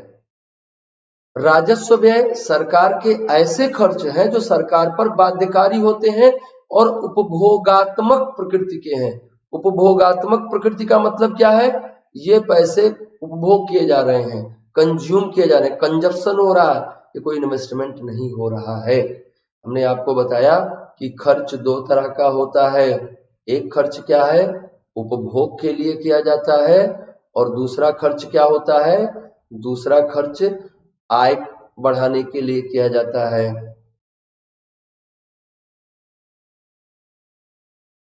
आय बढ़ाने के लिए किया गया खर्च क्या बोलोगे आप, निवेश बोलोगे। और इसको क्या बोलोगे, ये जो है राजस्व व्यय है ना। तो राजस्व व्यय सरकार के ऐसे खर्च हैं, अच्छा है बाध्यकारी प्रवृत्ति के, क्योंकि आपको देना ही देना है। नौकरी कर रहा है आपके यहाँ कोई, तो पैसे तो आपको देने ही देने हैं। तो सरकार क्या नौकरी कर रहा है तो भाई राजस्व वसूलने गया है तो फिर तो देना ही पड़ेगा। अब कई बार ऐसा होता है कि राजस्व वसूलने पर उतना पैसा ना व्यय हो जाए, जिससे जो है जितना राजस्व आए उतना भी ना निकले। तो कई करों को इस वजह से समाप्त कर दिया जाता है बीच बीच में। आप जब टैक्सेशन पढ़ोगे तो देखोगे कि उनमें जो है इफेक्टिविटी नहीं आ रही, कॉस्ट इफेक्टिवनेस नहीं आ रही, जितना वसूलने में खर्च किया जा रहा है उससे कम टैक्स आ रहा है।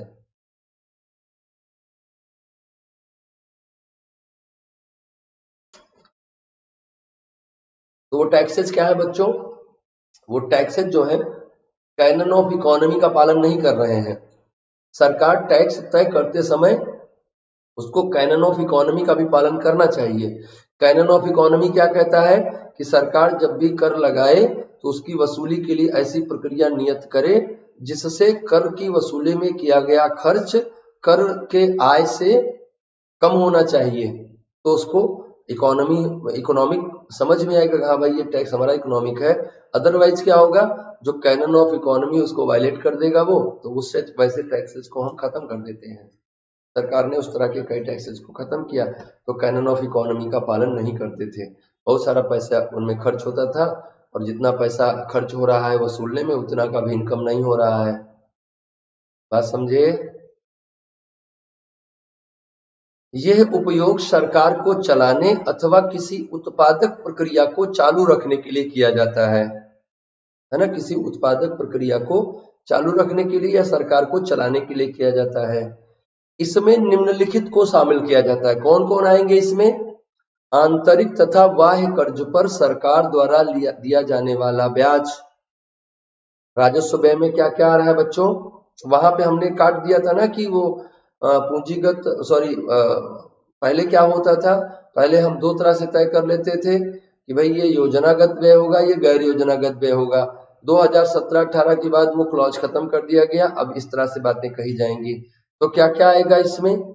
राजस्व व्यय में क्या क्या आएगा? राजस्व व्यय में आंतरिक या बाह्य कर्ज पर सरकार द्वारा दिया जाने वाला ब्याज बहुत ज्यादा है और सरकार के खर्चों में ये नंबर 1 नंबर 2 पे रहता है, कभी नंबर 1 पे रहता है, कभी नंबर 2 पे रहता है। रीजन क्या है? आपने देखा सरकार बहुत सारा उधार लेके रखी है, उन पैसों पर उसको ब्याज देना पड़ता है। सरकार का मजे आपको जानकर आश्चर्य होगा कि सरकार का जो डेब्ट जीडीपी रेशियो है वो बहुत ही चिंताजनक अवस्था में है ना। डेब्ट कितना है उसमें? हम सेंटर की बात करें तो 49.4% डेब्ट है टोटल जीडीपी का। अब ये है सेंट्रल गवर्नमेंट का, और अगर इसमें स्टेट भी जोड़ दें तो 20% उसका भी है। तो टोटल जीडीपी का कितना हो गया ये? 69.4% क्या है? जीडीपी का लगभग 70% तो कर्ज है। बोलो कैसा लगा सुनकर? मजा आया? तो टोटल जीडीपी का 70% क्या है? कर है, डेब्ट है। तो ये बड़ी चिंताजनक बात है ना। तो सरकार द्वारा आंतरिक या बाह्य कर्ज पर दिया जाने वाला व्यय सबसे ज्यादा हो ही जाएगा। अच्छा, ये डेब्ट जीडीपी रेशियो एक तरह का और समस्या उत्पन्न करता है, क्राउडिंग इफेक्ट क्रिएट करता है। सरकार भी उन्हीं मदों से पैसे ले रही है, उन्हीं मदों से हम भी पैसे लेने जा रहे हैं। तो बहुत ऑब्वियस है कि लिक्विडिटी की कमी होगी, पैसे की कमी निर्मित होगी। सरकार भी लोन लेने वाली एजेंसी है, हम भी लोन लेने जा रहे हैं, हम भी बैंक से ही लोन मांग रहे हैं, आप भी बैंक से ही लोन मांग रहे हो, आप सरकार हो। तो क्या हो रहा है? आप क्राउडिंग इफेक्ट क्रिएट कर रहे हो। आपके पास संसाधन ज्यादा है, सरकार को मना नहीं किया जा सकता है, सिर्फ पैसे उधर जाएंगे, और जब पैसे उधर जाएंगे तो बाजार में ऋण देने के लिए पैसे कम पड़ेंगे बैंकों के पास, जिसके कारण से ब्याज की दरें ऊंची होंगी, और ब्याज की दरें ऊंची होंगी तो फिर वो सब चीजों को महंगा करेंगी, निवेश प्रभावित होगा, और फिर वो बैड साइकिल बनाएगा, वो रिसेशन बहुत सारी चीजों को बढ़ाएगा। अभी वो हमारा मुद्दा नहीं है। आंतरिक तथा बाह्य कर्ज पर सरकार द्वारा दिया जाने वाला ब्याज आ रहा है इसमें। सरकार द्वारा सरकारी कर्मचारियों को दिया जाने वाला वेतन अथवा पेंशन भी कहा जाएगा, ये भी आपके राजस्व व्यय का भाग होगा। सभी क्षेत्रों में सरकार द्वारा दी जाने वाली छूट या रियायत भी क्या होगी? राजस्व व्यय का भाग होगी। और सरकार द्वारा उठाया गया रक्षा खर्च, जिसे हम लोगों ने काउंट किया ही, रियायत या छूट भी हम लोगों ने काउंट किया। रियायत या छूट में आपने सब्सिडी की बात कर ली थी, वहां पे यहाँ पे आप रियायत या छूट शब्द लेके आए हैं।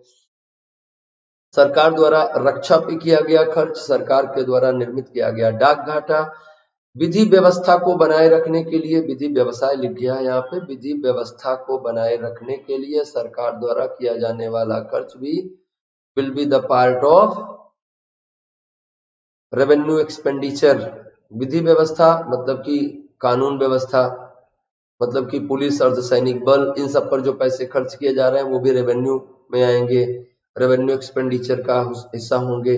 सामाजिक सेवाओं तथा आम सेवाओं को प्रदान किए जाने वाले पर किए जाने वाले खर्च, हमने कहा कि सेंट्रली स्पॉन्सर्ड स्कीम होंगी, सोशल वेलफेयर स्कीम्स होंगी, उन पर जो भी पैसे खर्च किए जाएंगे वो सब कहाँ से आएंगे? रेवेन्यू एक्सपेंडिचर से आएंगे। उनमें जो आम सेवा प्रदान करने के लिए जो खर्च किया जा रहा है वो सब वहीं से आ रहा है। सरकार द्वारा भारतीय राज्यों और अन्य देशों को दिया जाने वाला अनुदान भी इसी में आएगा। सरकार भारतीय राज्यों को अनुदान देती है और दूसरे देशों को अनुदान देती है। श्रीलंका को देती है, अफगानिस्तान को देती है, भूटान, नेपाल, बांग्लादेश इनको देती है। तो वो पैसे कहाँ से आएंगे? यहीं से आएंगे। सरकार के व्यय का दूसरा हिस्सा क्या है? पूंजीगत व्यय है। उनको भी पीछे हम लोगों ने बात करी थी, पर यहाँ एक बार आप फिर से देख लें उसको लिंग्विस्टिक फॉर्मेट में, भाषा के स्वरूप में। ऐसे व्यय जिन्हें सरकार से पूंजी उपचय शामिल होते हैं उनको हम क्या कहते हैं? उनको पूंजीगत व्यय कहते हैं। जो सरकार को भविष्य निधि, provident fund, small saving schemes, लघु बचत योजनाएं, आईबीपी का नाम सुना होगा, इंदिरा विकास पत्र, किसान विकास पत्र इत्यादि से प्राप्त होते हैं, वैसे सभी क्षेत्र जिन्हें सरकार से पूंजी प्राप्त होती है और पूंजी व्यय का भाग होंगे। भारत में इसमें निम्नलिखित शामिल हैं: सरकार द्वारा वितरित ऋण, राज्यों, केंद्र शासित प्रांतों तथा सार्वजनिक उद्यमों को दिए गए ऋण इसमें शामिल होंगे। तो पूंजीगत व्यय में क्या है? पूंजी निर्मित करने के लिए जो व्यय किए गए हैं। क्या कह रहा है? जिससे पूंजी उपचय शामिल होंगे, जिसमें सरकार को ब्याज मिलेगा,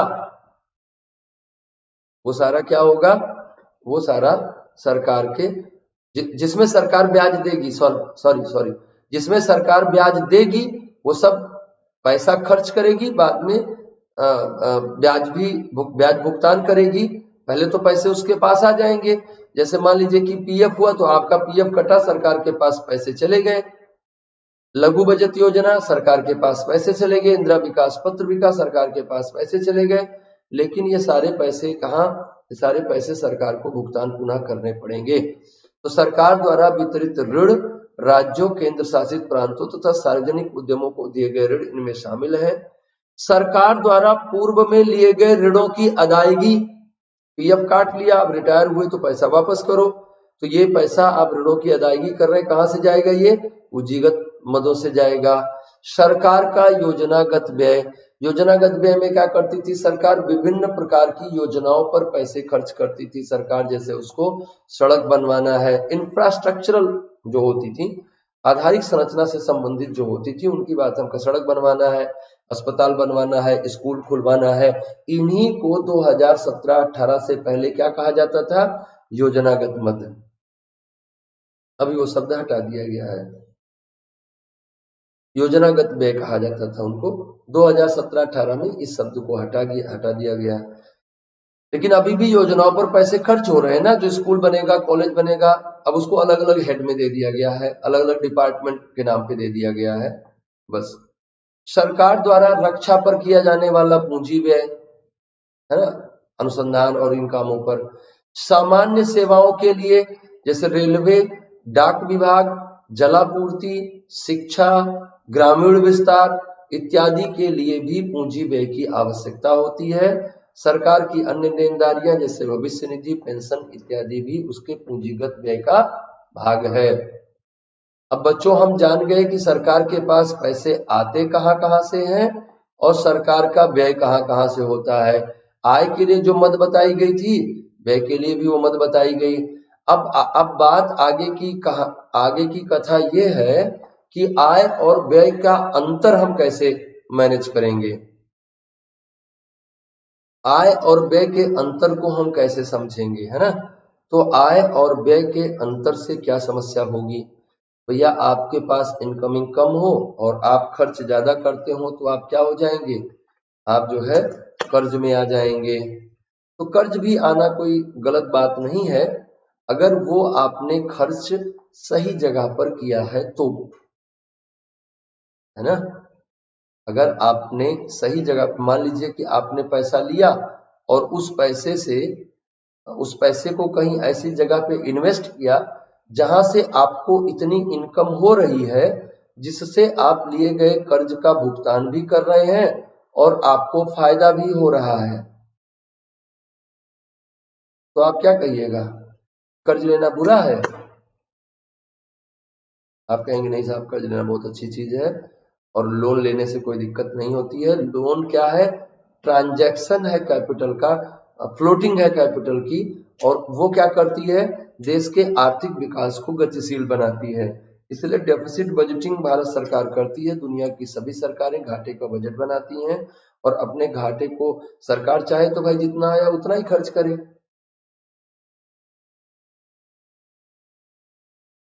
लेकिन क्या होगा उससे? उससे बहुत सारी विकासात्मक गतिविधियां रुक जाएंगी। जो डेवलपमेंटल एक्टिविटीज है उनको बंद करना पड़ेगा। सड़क बनवाना है, पैसा नहीं है, क्या करे सरकार बताओ? तो घाटे का बजट बना ले भाई, पैसा इधर उधर से जुगाड़ करके सड़क बनवाए। अब जब सड़क बनवाए तो उस पर टोल लगा दे और टोल लगा के पैसा कमा के उस पैसे को पटाए, ना?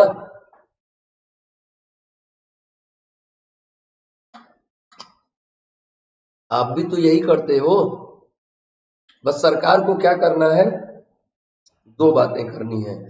एक तो जीडीपी और डेब्ट के रेशियो को कम करना है, उस पर उसको ध्यान देना है, और प्रयास ये करना है कि विदेशी स्रोतों से या बाहरी स्रोतों से हमें पैसे मिले, क्योंकि घरेलू स्रोतों से ऋण कारपोरेट कंपनियां भी लेती हैं, खुदरा लेनदार भी वहीं जाते हैं। खुदरा लेनदार का मतलब हम आप जैसे लोग भी वहीं जाते हैं, सरकार भी उन्हीं सोर्सेज पे जा रही है, तो क्राउडिंग इफेक्ट हो रहा है, भीड़ बढ़ रही है उनके पास, जिसके कारण से ब्याज की दरें ऊंची हो रही हैं और जो हम जैसे आप जैसे लोग हैं जो बहुत आवश्यकता पर ऋण लेते हैं उनको दिक्कत हो रही है।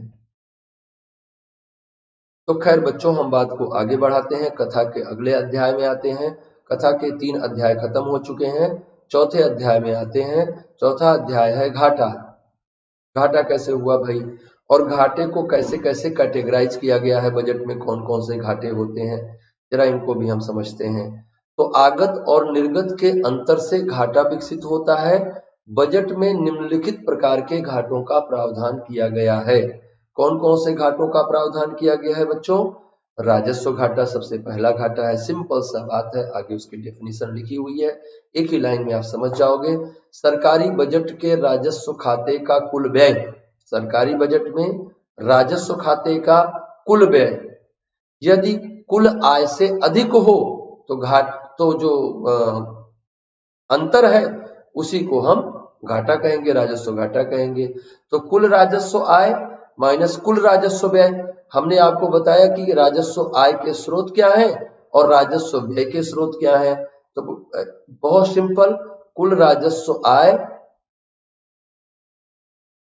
माइनस कुल राजस्व व्यय will equal to revenue deficit. कुल राजस्व व्यय, सॉरी, कुल राजस्व व्यय, तो राजस्व पर कुल आई और राजस्व कुल गया के अंतर को आप क्या कहोगे? रेवेन्यू डेफिसिट कहोगे। राजस्व व्यय अनिवार्य और तात्कालिक होते हैं, ऐसे व्यय उपभोगात्मक तथा अनुत्पादक होते हैं।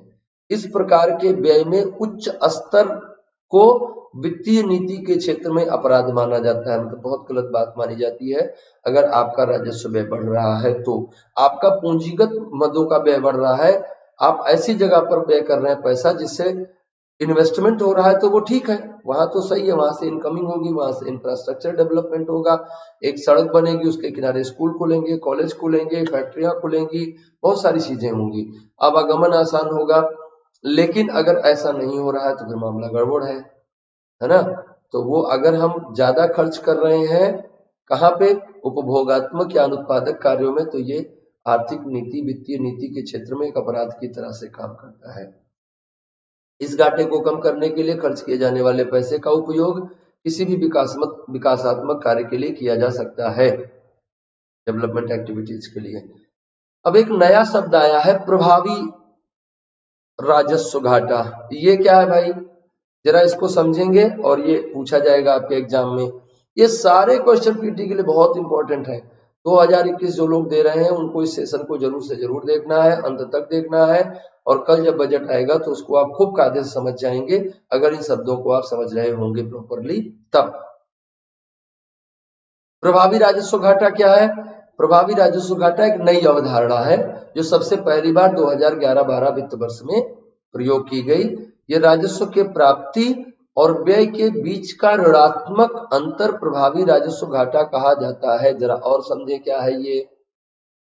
दरअसल राजस्व घाटे में केंद्र सरकार के वे व्यय भी शामिल होते हैं। ध्यान से सुनिएगा, पीछे हमने राजस्व व्यय की लिस्ट बनवाई थी तो बताया था कि इसमें राज्यों को दिए जाने वाले अनुदान भी शामिल हैं। राज्यों को दिए जाने वाले अनुदान भी शामिल हैं।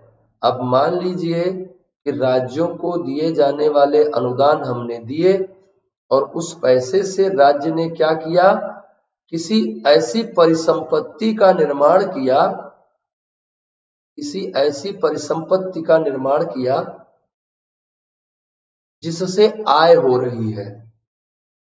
हालांकि इस परिसंपत्ति पर नियंत्रण केंद्र सरकार का भले ही नहीं है, लेकिन इस राजस्व व्यय से ही इस परिसंपत्ति का निर्माण हुआ है।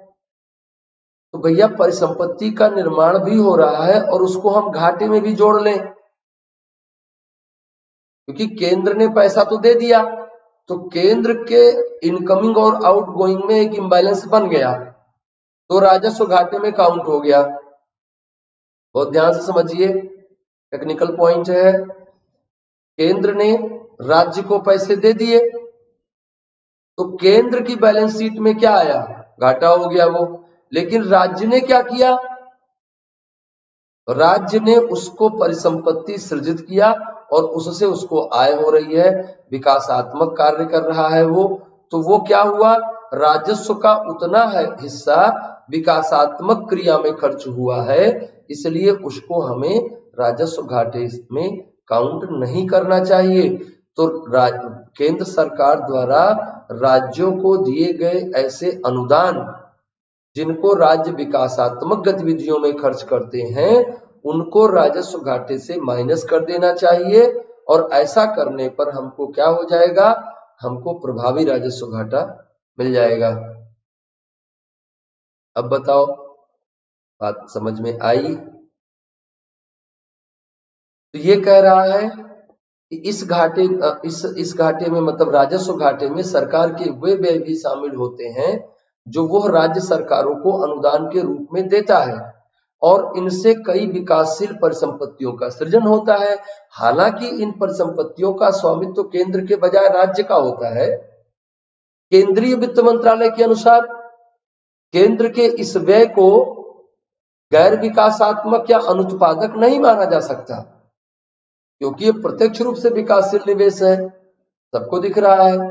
तो क्या है फिर, इस प्रकार यह तर्क रखा गया कि इस कारण केंद्र के राजस्व में से उन खर्चों को जिससे राज्यों में परिसंपत्तियां सृजित होती हैं को घटा कर देखा जाना चाहिए, और जो मात्रा बनती है वास्तव में वही केंद्र का राजस्व घाटा माना जाना चाहिए, और इसे सूचित करने के लिए ही नई अवधारणा का विकास किया गया। Is it clear? बहुत इंफॉर्मेटिव है ये पूरा सेशन, आप हमारे साथ बने रहें। अगला घाटा हमारा है, आपने राजस्व घाटा समझा, राजस्व में फिर प्रभावी राजस्व घाटा समझा। अब समझिए राजकोषीय घाटा। राजकोषीय घाटा भैया सबसे बड़ा घाटा होता है, और ये मतलब राजकोषीय घाटा है तो फिर खत्म बात, सबसे बड़ा घाटा है। यदि सरकार की कुल प्राप्ति तथा कुल व्यय का संतुलन नकारात्मक हो तो, यदि सरकार की कुल प्राप्ति तथा कुल व्यय का संतुलन नकारात्मक हो तो यह राजकोषीय घाटे को प्रदर्शित करता है। इस अवधारणा का प्रयोग भारत ने 1997-98 से किया जा रहा है। राजकोषीय घाटे से आशय है कि सरकार के द्वारा किया गया खर्च उसके साधनों से कहीं अधिक है, मतलब सरकार अपने आय से अधिक व्यय कर रही है। कुल आगत माइनस कुल निर्गत नहीं, कुल निर्गत माइनस कुल आगत will equal to fiscal deficit. राजकोषीय घाटे को मात्रात्मक रूप अथवा सकल घरेलू उत्पाद के प्रतिशत के रूप में दर्शाया जाता है। राष्ट्रीय अंतर्राष्ट्रीय अध्ययन के लिए सामान्यतः इसे प्रतिशत में ही हम प्रदर्शित करते हैं। प्रतिशत किसका बताते हैं हम? सकल घरेलू उत्पाद के प्रतिशत के रूप में। तो इसका प्रेजेंटेशन कैसे किया जाता है? सकल घरेलू उत्पाद के प्रतिशत के रूप में किया जाता है और मात्रात्मक रूप में भी किया जाता है। राजकोषीय घाटा क्लियर हुआ? कुल व्यय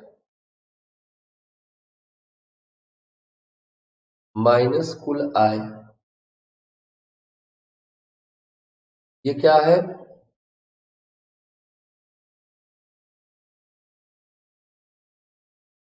ये है राजकोषीय घाटा, फिस्कल डेफिसिट। Any confusion? राजकोषीय घाटे को आप समझ गए। अब आगे चलते हैं प्राथमिक घाटे की ओर। ब्याज की देनदारियों के बाद बचा हुआ राजकोषीय घाटा प्राथमिक घाटा है। कुल घाटा क्या है? राजकोषीय घाटा है। राजकोषीय घाटे में से ब्याज भुगतान को माइनस कर दें तो क्या बचा? शुद्ध घाटा बचा, जिसको आप प्राइमरी डेफिसिट कहते हैं, प्राथमिक घाटा कहते हैं। इस शब्द का प्रयोग भी 1997-98 के बजट से करना शुरू हुआ। ये उस वर्ष के अर्थव्यवस्था के वित्तीय घाटे को प्रदर्शित करता है जिसमें विभिन्न ऋणों और देनदारियों पर ब्याज का भुगतान नहीं करना है। ये मात्रात्मक है और जीडीपी के प्रतिशत दोनों के रूप में दिखाया जाता है। हाल के दशकों में सरकारों के राजकोषीय घाटों में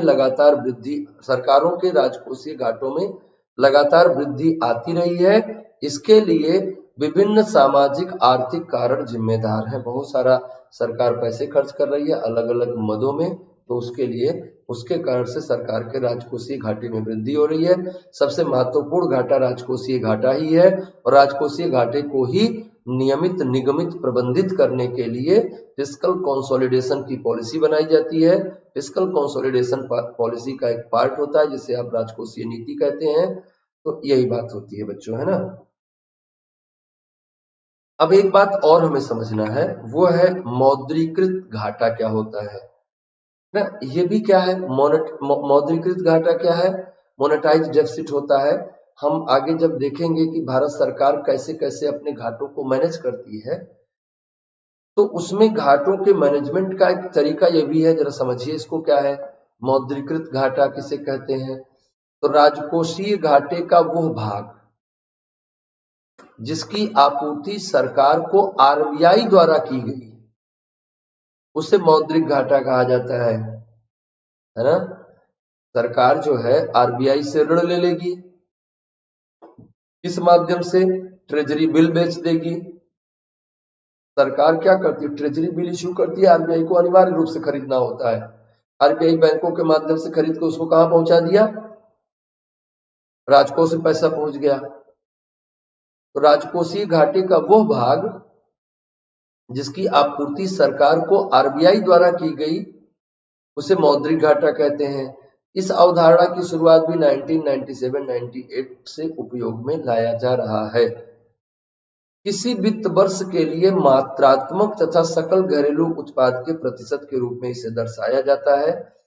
आगे जब बजट पढ़िएगा और देखिएगा कि मौद्रीकृत घाटा बजट में इतना रहा, इसका मतलब आप ये समझिएगा कि सरकार ने, जैसे वो कहेगा कि बजट वर्ष 2021-22 के लिए मौद्रीकृत घाटे का अनुमान ये है, तो इसका मतलब आप ये समझिएगा कि भारत सरकार यह अनुमान कर रही है कि वर्ष 2021-22 में वो इतने पैसे आरबीआई से लेगी।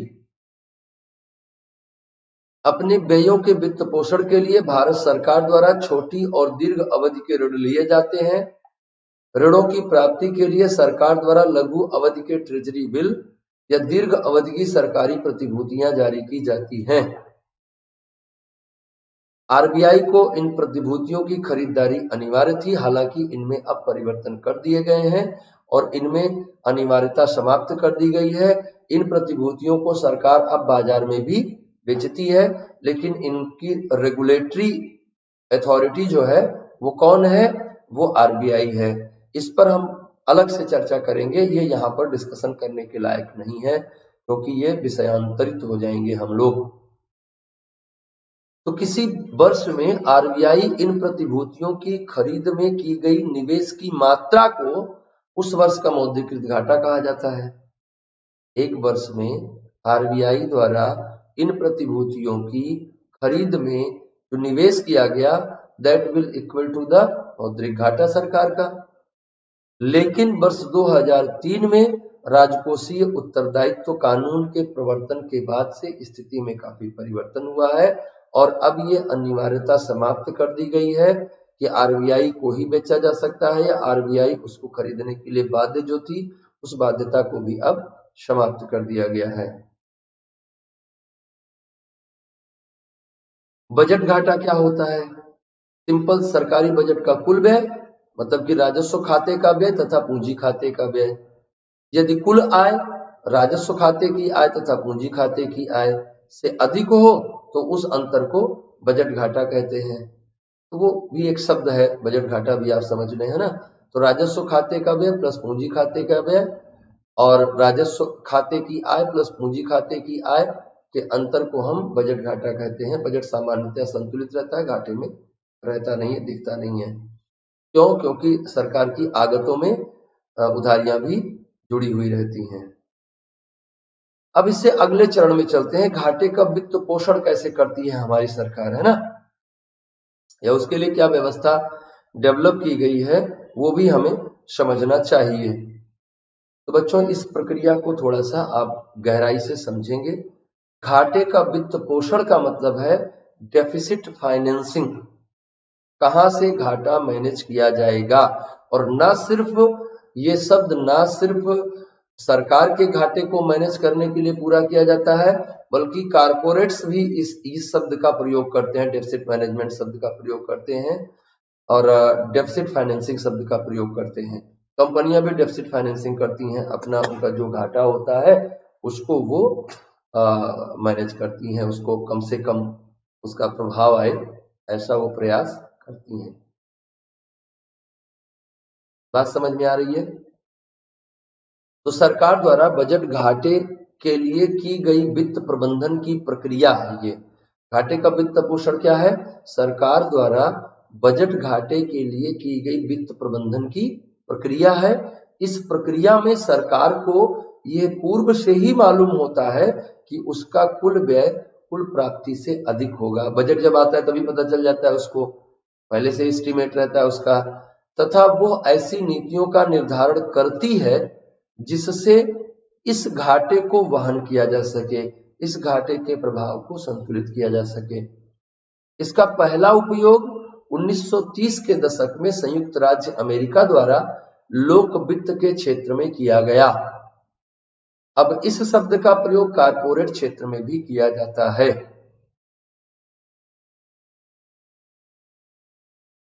ये पॉइंट सारे नोट करते रहेंगे आप, है ना, नोट्स बनाते रहेंगे, बहुत जरूरी है। 2021 के लिए कम से कम 2 से 3 प्रश्न हम आपके लिए देके जा रहे हैं आज के सेशन से।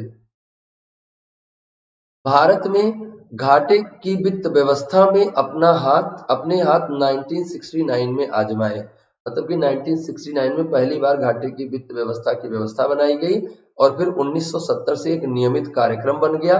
लेकिन अब ये निराधार और अतार्किक हो गया है और तुरंत सुधार की मांग कर रहा है कि घाटे की वित्त पोषण की व्यवस्था में सुधार किया जाए। घाटे की वित्त पोषण की व्यवस्था में साधन कौन कौन से हैं? विदेशी सहायता, विदेशी ऋण, आंतरिक मुद्रा, आंतरिक व्यवस्था, आंतरिक ऋण और मुद्रा छापकर। इन चारों को जरा समझें। विदेशी सहायता क्या है? विदेशी सहायता हमारे बहुत सारे सामाजिक कार्यक्रमों को, जैसे पल्स पोलियो अभियान है, जैसे महिला सशक्तिकरण है ना, जो बहुत सारा ऐसे टारगेट सेट किए जाते हैं, जैसे इन्वायरमेंटल प्रोटेक्शन के लिए हमको कुछ पैसे मिल जाते हैं, हमको जैसे वन्य जीवों के संरक्षण के लिए मिल जाते हैं, लेकिन उनके खर्चों को भी तो हम बजट में दिखाते हैं ना। तो वो सारे किस कैटेगरी में आएंगे? फॉरेन असिस्टेंस की कैटेगरी में आएंगे, विदेशी सहायता की कैटेगरी में आएंगे। विदेशी ऋण लेते हैं, विदेशी ऋण का मतलब हमने किसी संस्था से ऋण ले लिया होगा या फिर सरकार से ऋण ले लिया होगा। सरकार कौन? विदेशी। है ना। या तो विदेशी संस्था से ऋण लिया होगा या विदेशी सरकार से ऋण ले लिया होगा। विदेशी संस्था से कहाँ से मिल जाएगा आपको? IMF से मिल जाएगा आपको, वर्ल्ड बैंक से मिल जाएगा आपको, ADB से मिल जाएगा आपको, IDA से मिल जाएगा आपको, और तमाम इस तरह की जैसे ब्रिक्स बैंक है वहां से मिल जाएगा आपको, उसको न्यू बैंक है ना। तो बहुत सारे सोर्सेज हैं जहां से आपको पैसे मिल सकते हैं, तो वहां से आप ले सकते हैं, है ना। इसके अलावा आंतरिक उधारियां, तो आंतरिक उधारियां बच्चों कैसे आएंगी? आंतरिक उधारियां हमने बताया कि ट्रेजरी बिल इश्यू करो, जनता से लो, है ना, उनको उनको जो है गवर्नमेंट सिक्योरिटीज बेचो, इंदिरा विकास पत्र बेचो, किसान विकास पत्र बेचो, है ना, और तमाम इस तरह के बॉन्ड निर्गत करो जिनसे जो है उसको अंदर के लोग खरीदें और वो पैसा राजकोष में चला जाए। तो घाटे के वित्त पोषण का एक माध्यम ये भी है, और एक माध्यम जो कि सबसे खतरनाक होता है अर्थव्यवस्था के विकास को ध्यान में रखें अगर आप, तो वो है मुद्रा छापकर नए नोटों का निर्गमन करके।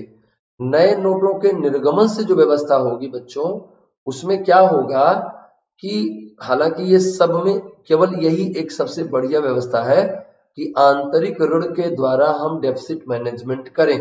इसलिए मैंने पीछे आपको बताया ना कि भारत सरकार 95% कहाँ से अपना डेफिसिट मैनेजमेंट करती है, अपने ऋण का 95% कहाँ से मैनेज करती है? आपने कहा आंतरिक से करती है, हमने कहा ये गलत है, आपने कहा नहीं ये सही है।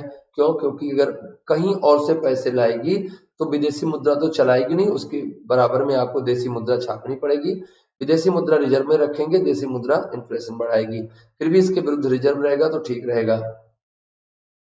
लेकिन आप मानिए कि आपको अपना घाटा मैनेज करने के लिए नए नोट निर्गमित करने पड़ गए। अब क्या हुआ? अब आपने मान लीजिए कि 500 करोड़ रुपए खर्च, 500 करोड़ रुपए का नया नोट इश्यू कर दिया। इसका मतलब क्या हुआ बच्चों? इसका मतलब ये हुआ कि 500 करोड़ रुपए आपने सीधे मार्केट में इंजेक्ट कर। अब जब 500 करोड़ रुपए साल भर के भीतर आपने मार्केट में इंजेक्ट कर दिए, तो ये 500 करोड़ रुपए के बदले कोई वस्तु या सेवा तो अभी आई नहीं है, और आ भी रही है तो आने की गति बहुत धीमी है। तो ये एक्सेस लिक्विडिटी है मार्केट में। एक्सेस लिक्विडिटी का मतलब क्या होता है? एक्सेस लिक्विडिटी का मतलब अतिरिक्त मुद्रा। बाजार में लड्डू 1 है, रुपया 2 है, तो लड्डू कितने का बिकेगा? 2 रुपए का। लेकिन अगर लड्डू 1 होता, रुपया 1 होता, तो लड्डू 1 रुपए का बिक रहा होता। तो अतिरिक्त मुद्रा आएगी तो मूल्य को बढ़ाएगी, मतलब कि इन्फ्लेशन कॉज करेगी अतिरिक्त मुद्रा। तो ये जो नए नोटों का निर्गमन है बच्चों, ये मार्केट में अतिरिक्त मुद्रा प्रवाह को बढ़ाती है, और अतिरिक्त मुद्रा प्रवाह क्या करता है? बहुत सारी इन्फ्लेटरी सिचुएशंस क्रिएट करता है जिससे मूल्यों की वृद्धि होती है। तो ये 4 हमारे पास साधन है डेफिसिट मैनेजमेंट के, डेफिसिट फाइनेंसिंग के। विदेशों से सहायता लेते हैं हम, विदेशी ऋण लेते हैं, आंतरिक ऋण लेते हैं, और नई मुद्रा का निर्गमन करते हैं। करारोपण भी कर सकते हैं, टैक्स वगैरह को भी बढ़ा के हम मैनेज करते हैं। तो अभी उसको हम लोग आगे जब मौद्रिक नीति पे चर्चा करेंगे तो उसको भी हम लोग ले आएंगे। मौद्रिक नीति में टैक्सेशन वगैरह सारा कुछ आ जाता है। बात समझ में आ रही है? अब बात करते हैं थोड़ी सी FRBM एक्ट, बार बार चर्चा में आ रहा है पीछे से, तो जरा इसको भी देख लेते हैं कि क्या है FRBM एक्ट, क्यों आवश्यकता पड़ गई उसको, और क्या कर रहा है वो। तो अर्थशास्त्रियों, नीति निर्माताओं तथा IMF सभी के द्वारा राजकोषीय नीति को किसी भी अर्थव्यवस्था की आधारशिला के रूप में स्वीकार किया जाता है। राजकोषीय नीति भैया किसी भी अर्थव्यवस्था का मौलिक आधार है, क्योंकि पैसे वहीं से आएंगे, खर्च वहीं से होंगे। जैसे आप कहते हो ना भैया हम सारा प्लान कर ले लेकिन पैसा नहीं है हमारे पास, पैसे के बिना कुछ नहीं हो सकता, तो पैसे के बिना एक्चुअल में कुछ नहीं हो सकता है ना।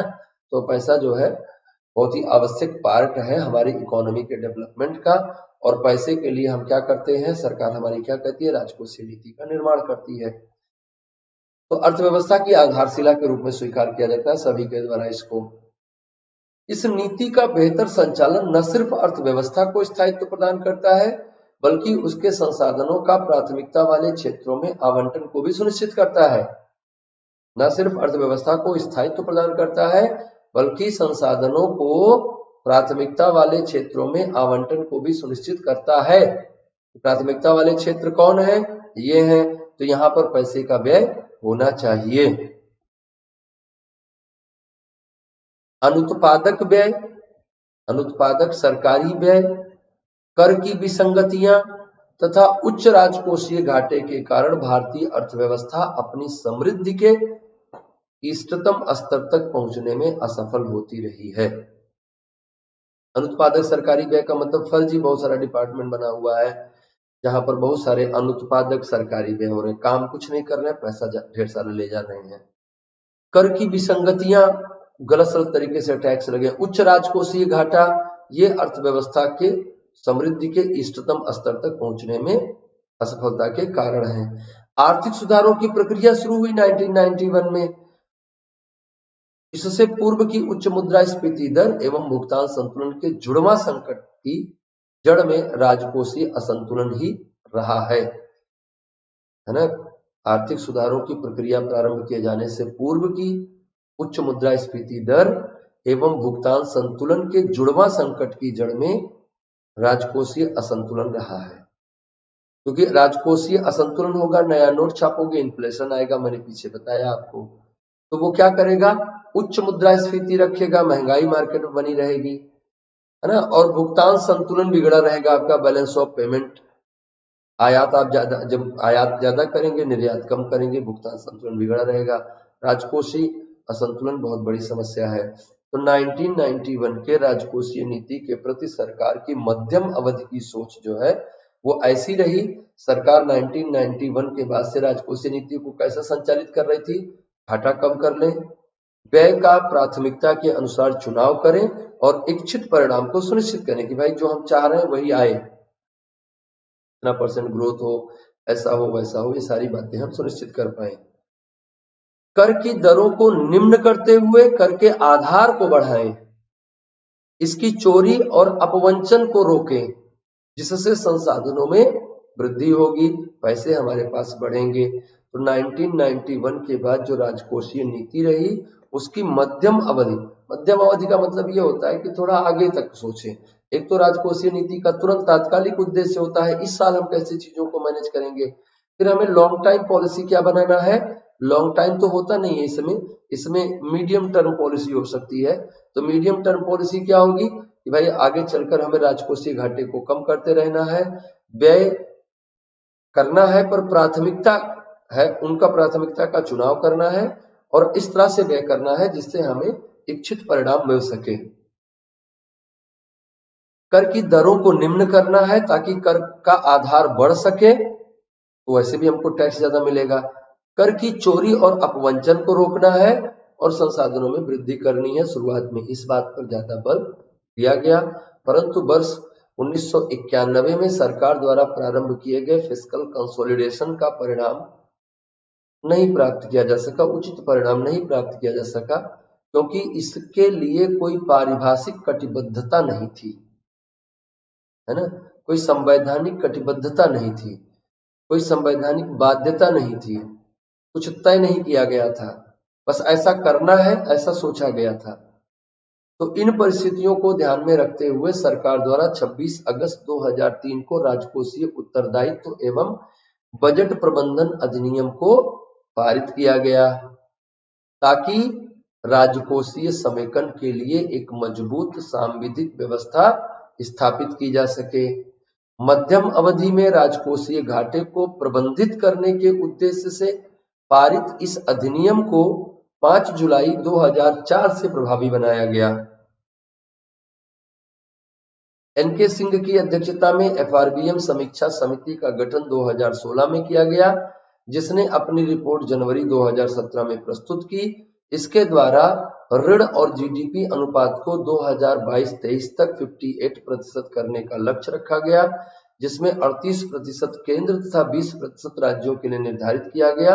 इससे पूर्व केंद्र का 49.4% है और राज्यों का लगभग 20% है। ये बच्चों बात हुई हमारे आपके बीच में, बहुत सारी बातें आज हम लोगों ने करी और बजट को हम लोगों ने बजट की पूरी प्रक्रिया को हम लोगों ने समझा। हमने देखा बजट क्या है, उसके लिए संवैधानिक प्रावधान क्या है,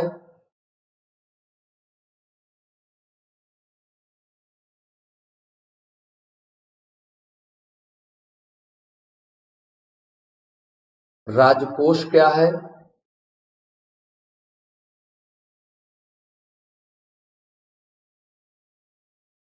बजट में आंकड़े कौन कौन से रखे जाते हैं, मद कौन कौन से रखे जाते हैं, मद का मतलब कि उसकी आगत और निर्गत के कौन कौन से मद हैं। तो ये सारी बातें हम लोगों ने बच्चों देखी। बहुत बेहतरीन सेशन रहा ये, आप लोगों ने इसको एंजॉय किया। आप जो है इसको और आगे बढ़ाएं, है ना, और इसको जो है अनअकैडमी के एजुकेशन रिवॉल्यूशन में अपना कंट्रीब्यूशन दें। अनअकैडमी एजुकेशन रिवॉल्यूशन को आगे बढ़ाते हुए इंडियाज लार्जेस्ट फोर्टनाइट कॉन्टेस्ट लेके आई है यूपीएससी एस्पायरेंट्स के लिए। अनअकैडमी कॉम्बैट है, इसमें best questions bye best Unacademy educators, बहुत बेहतर क्वेश्चंस मिलते हैं आपको जो कि आपके यूपीएससी के पैटर्न पे होते हैं। अगर आप इसमें एनरोल करते हैं तो आपको एक इच्छा होती है अपने आप को अच्छा करने की, अपने आप का स्कोर बढ़ाने की।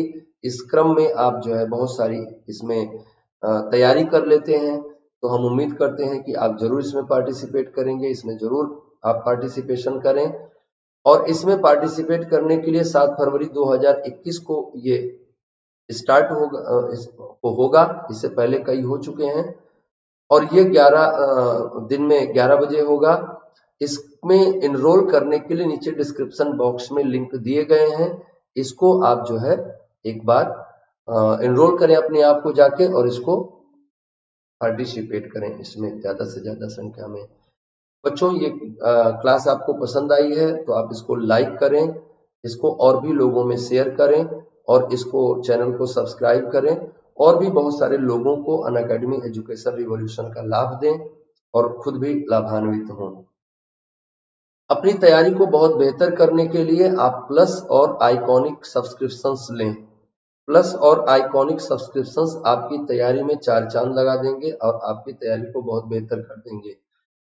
प्लस और आइकॉनिक सब्सक्रिप्शंस लेने के लिए आपको एक रेफरल कोड यूज करना होगा।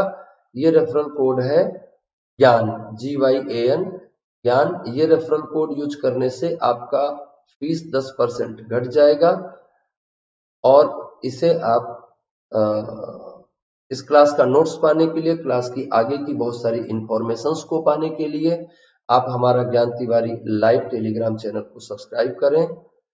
आज के लिए बच्चों इतना ही। आप अपना बहुत ख्याल रखें, बहुत खुश रहें, बहुत प्रसन्न रहें, चारों ओर खुशियां भी घेरते रहें। कल हम लोग फिर से मिलेंगे, तब तक के लिए नमस्कार।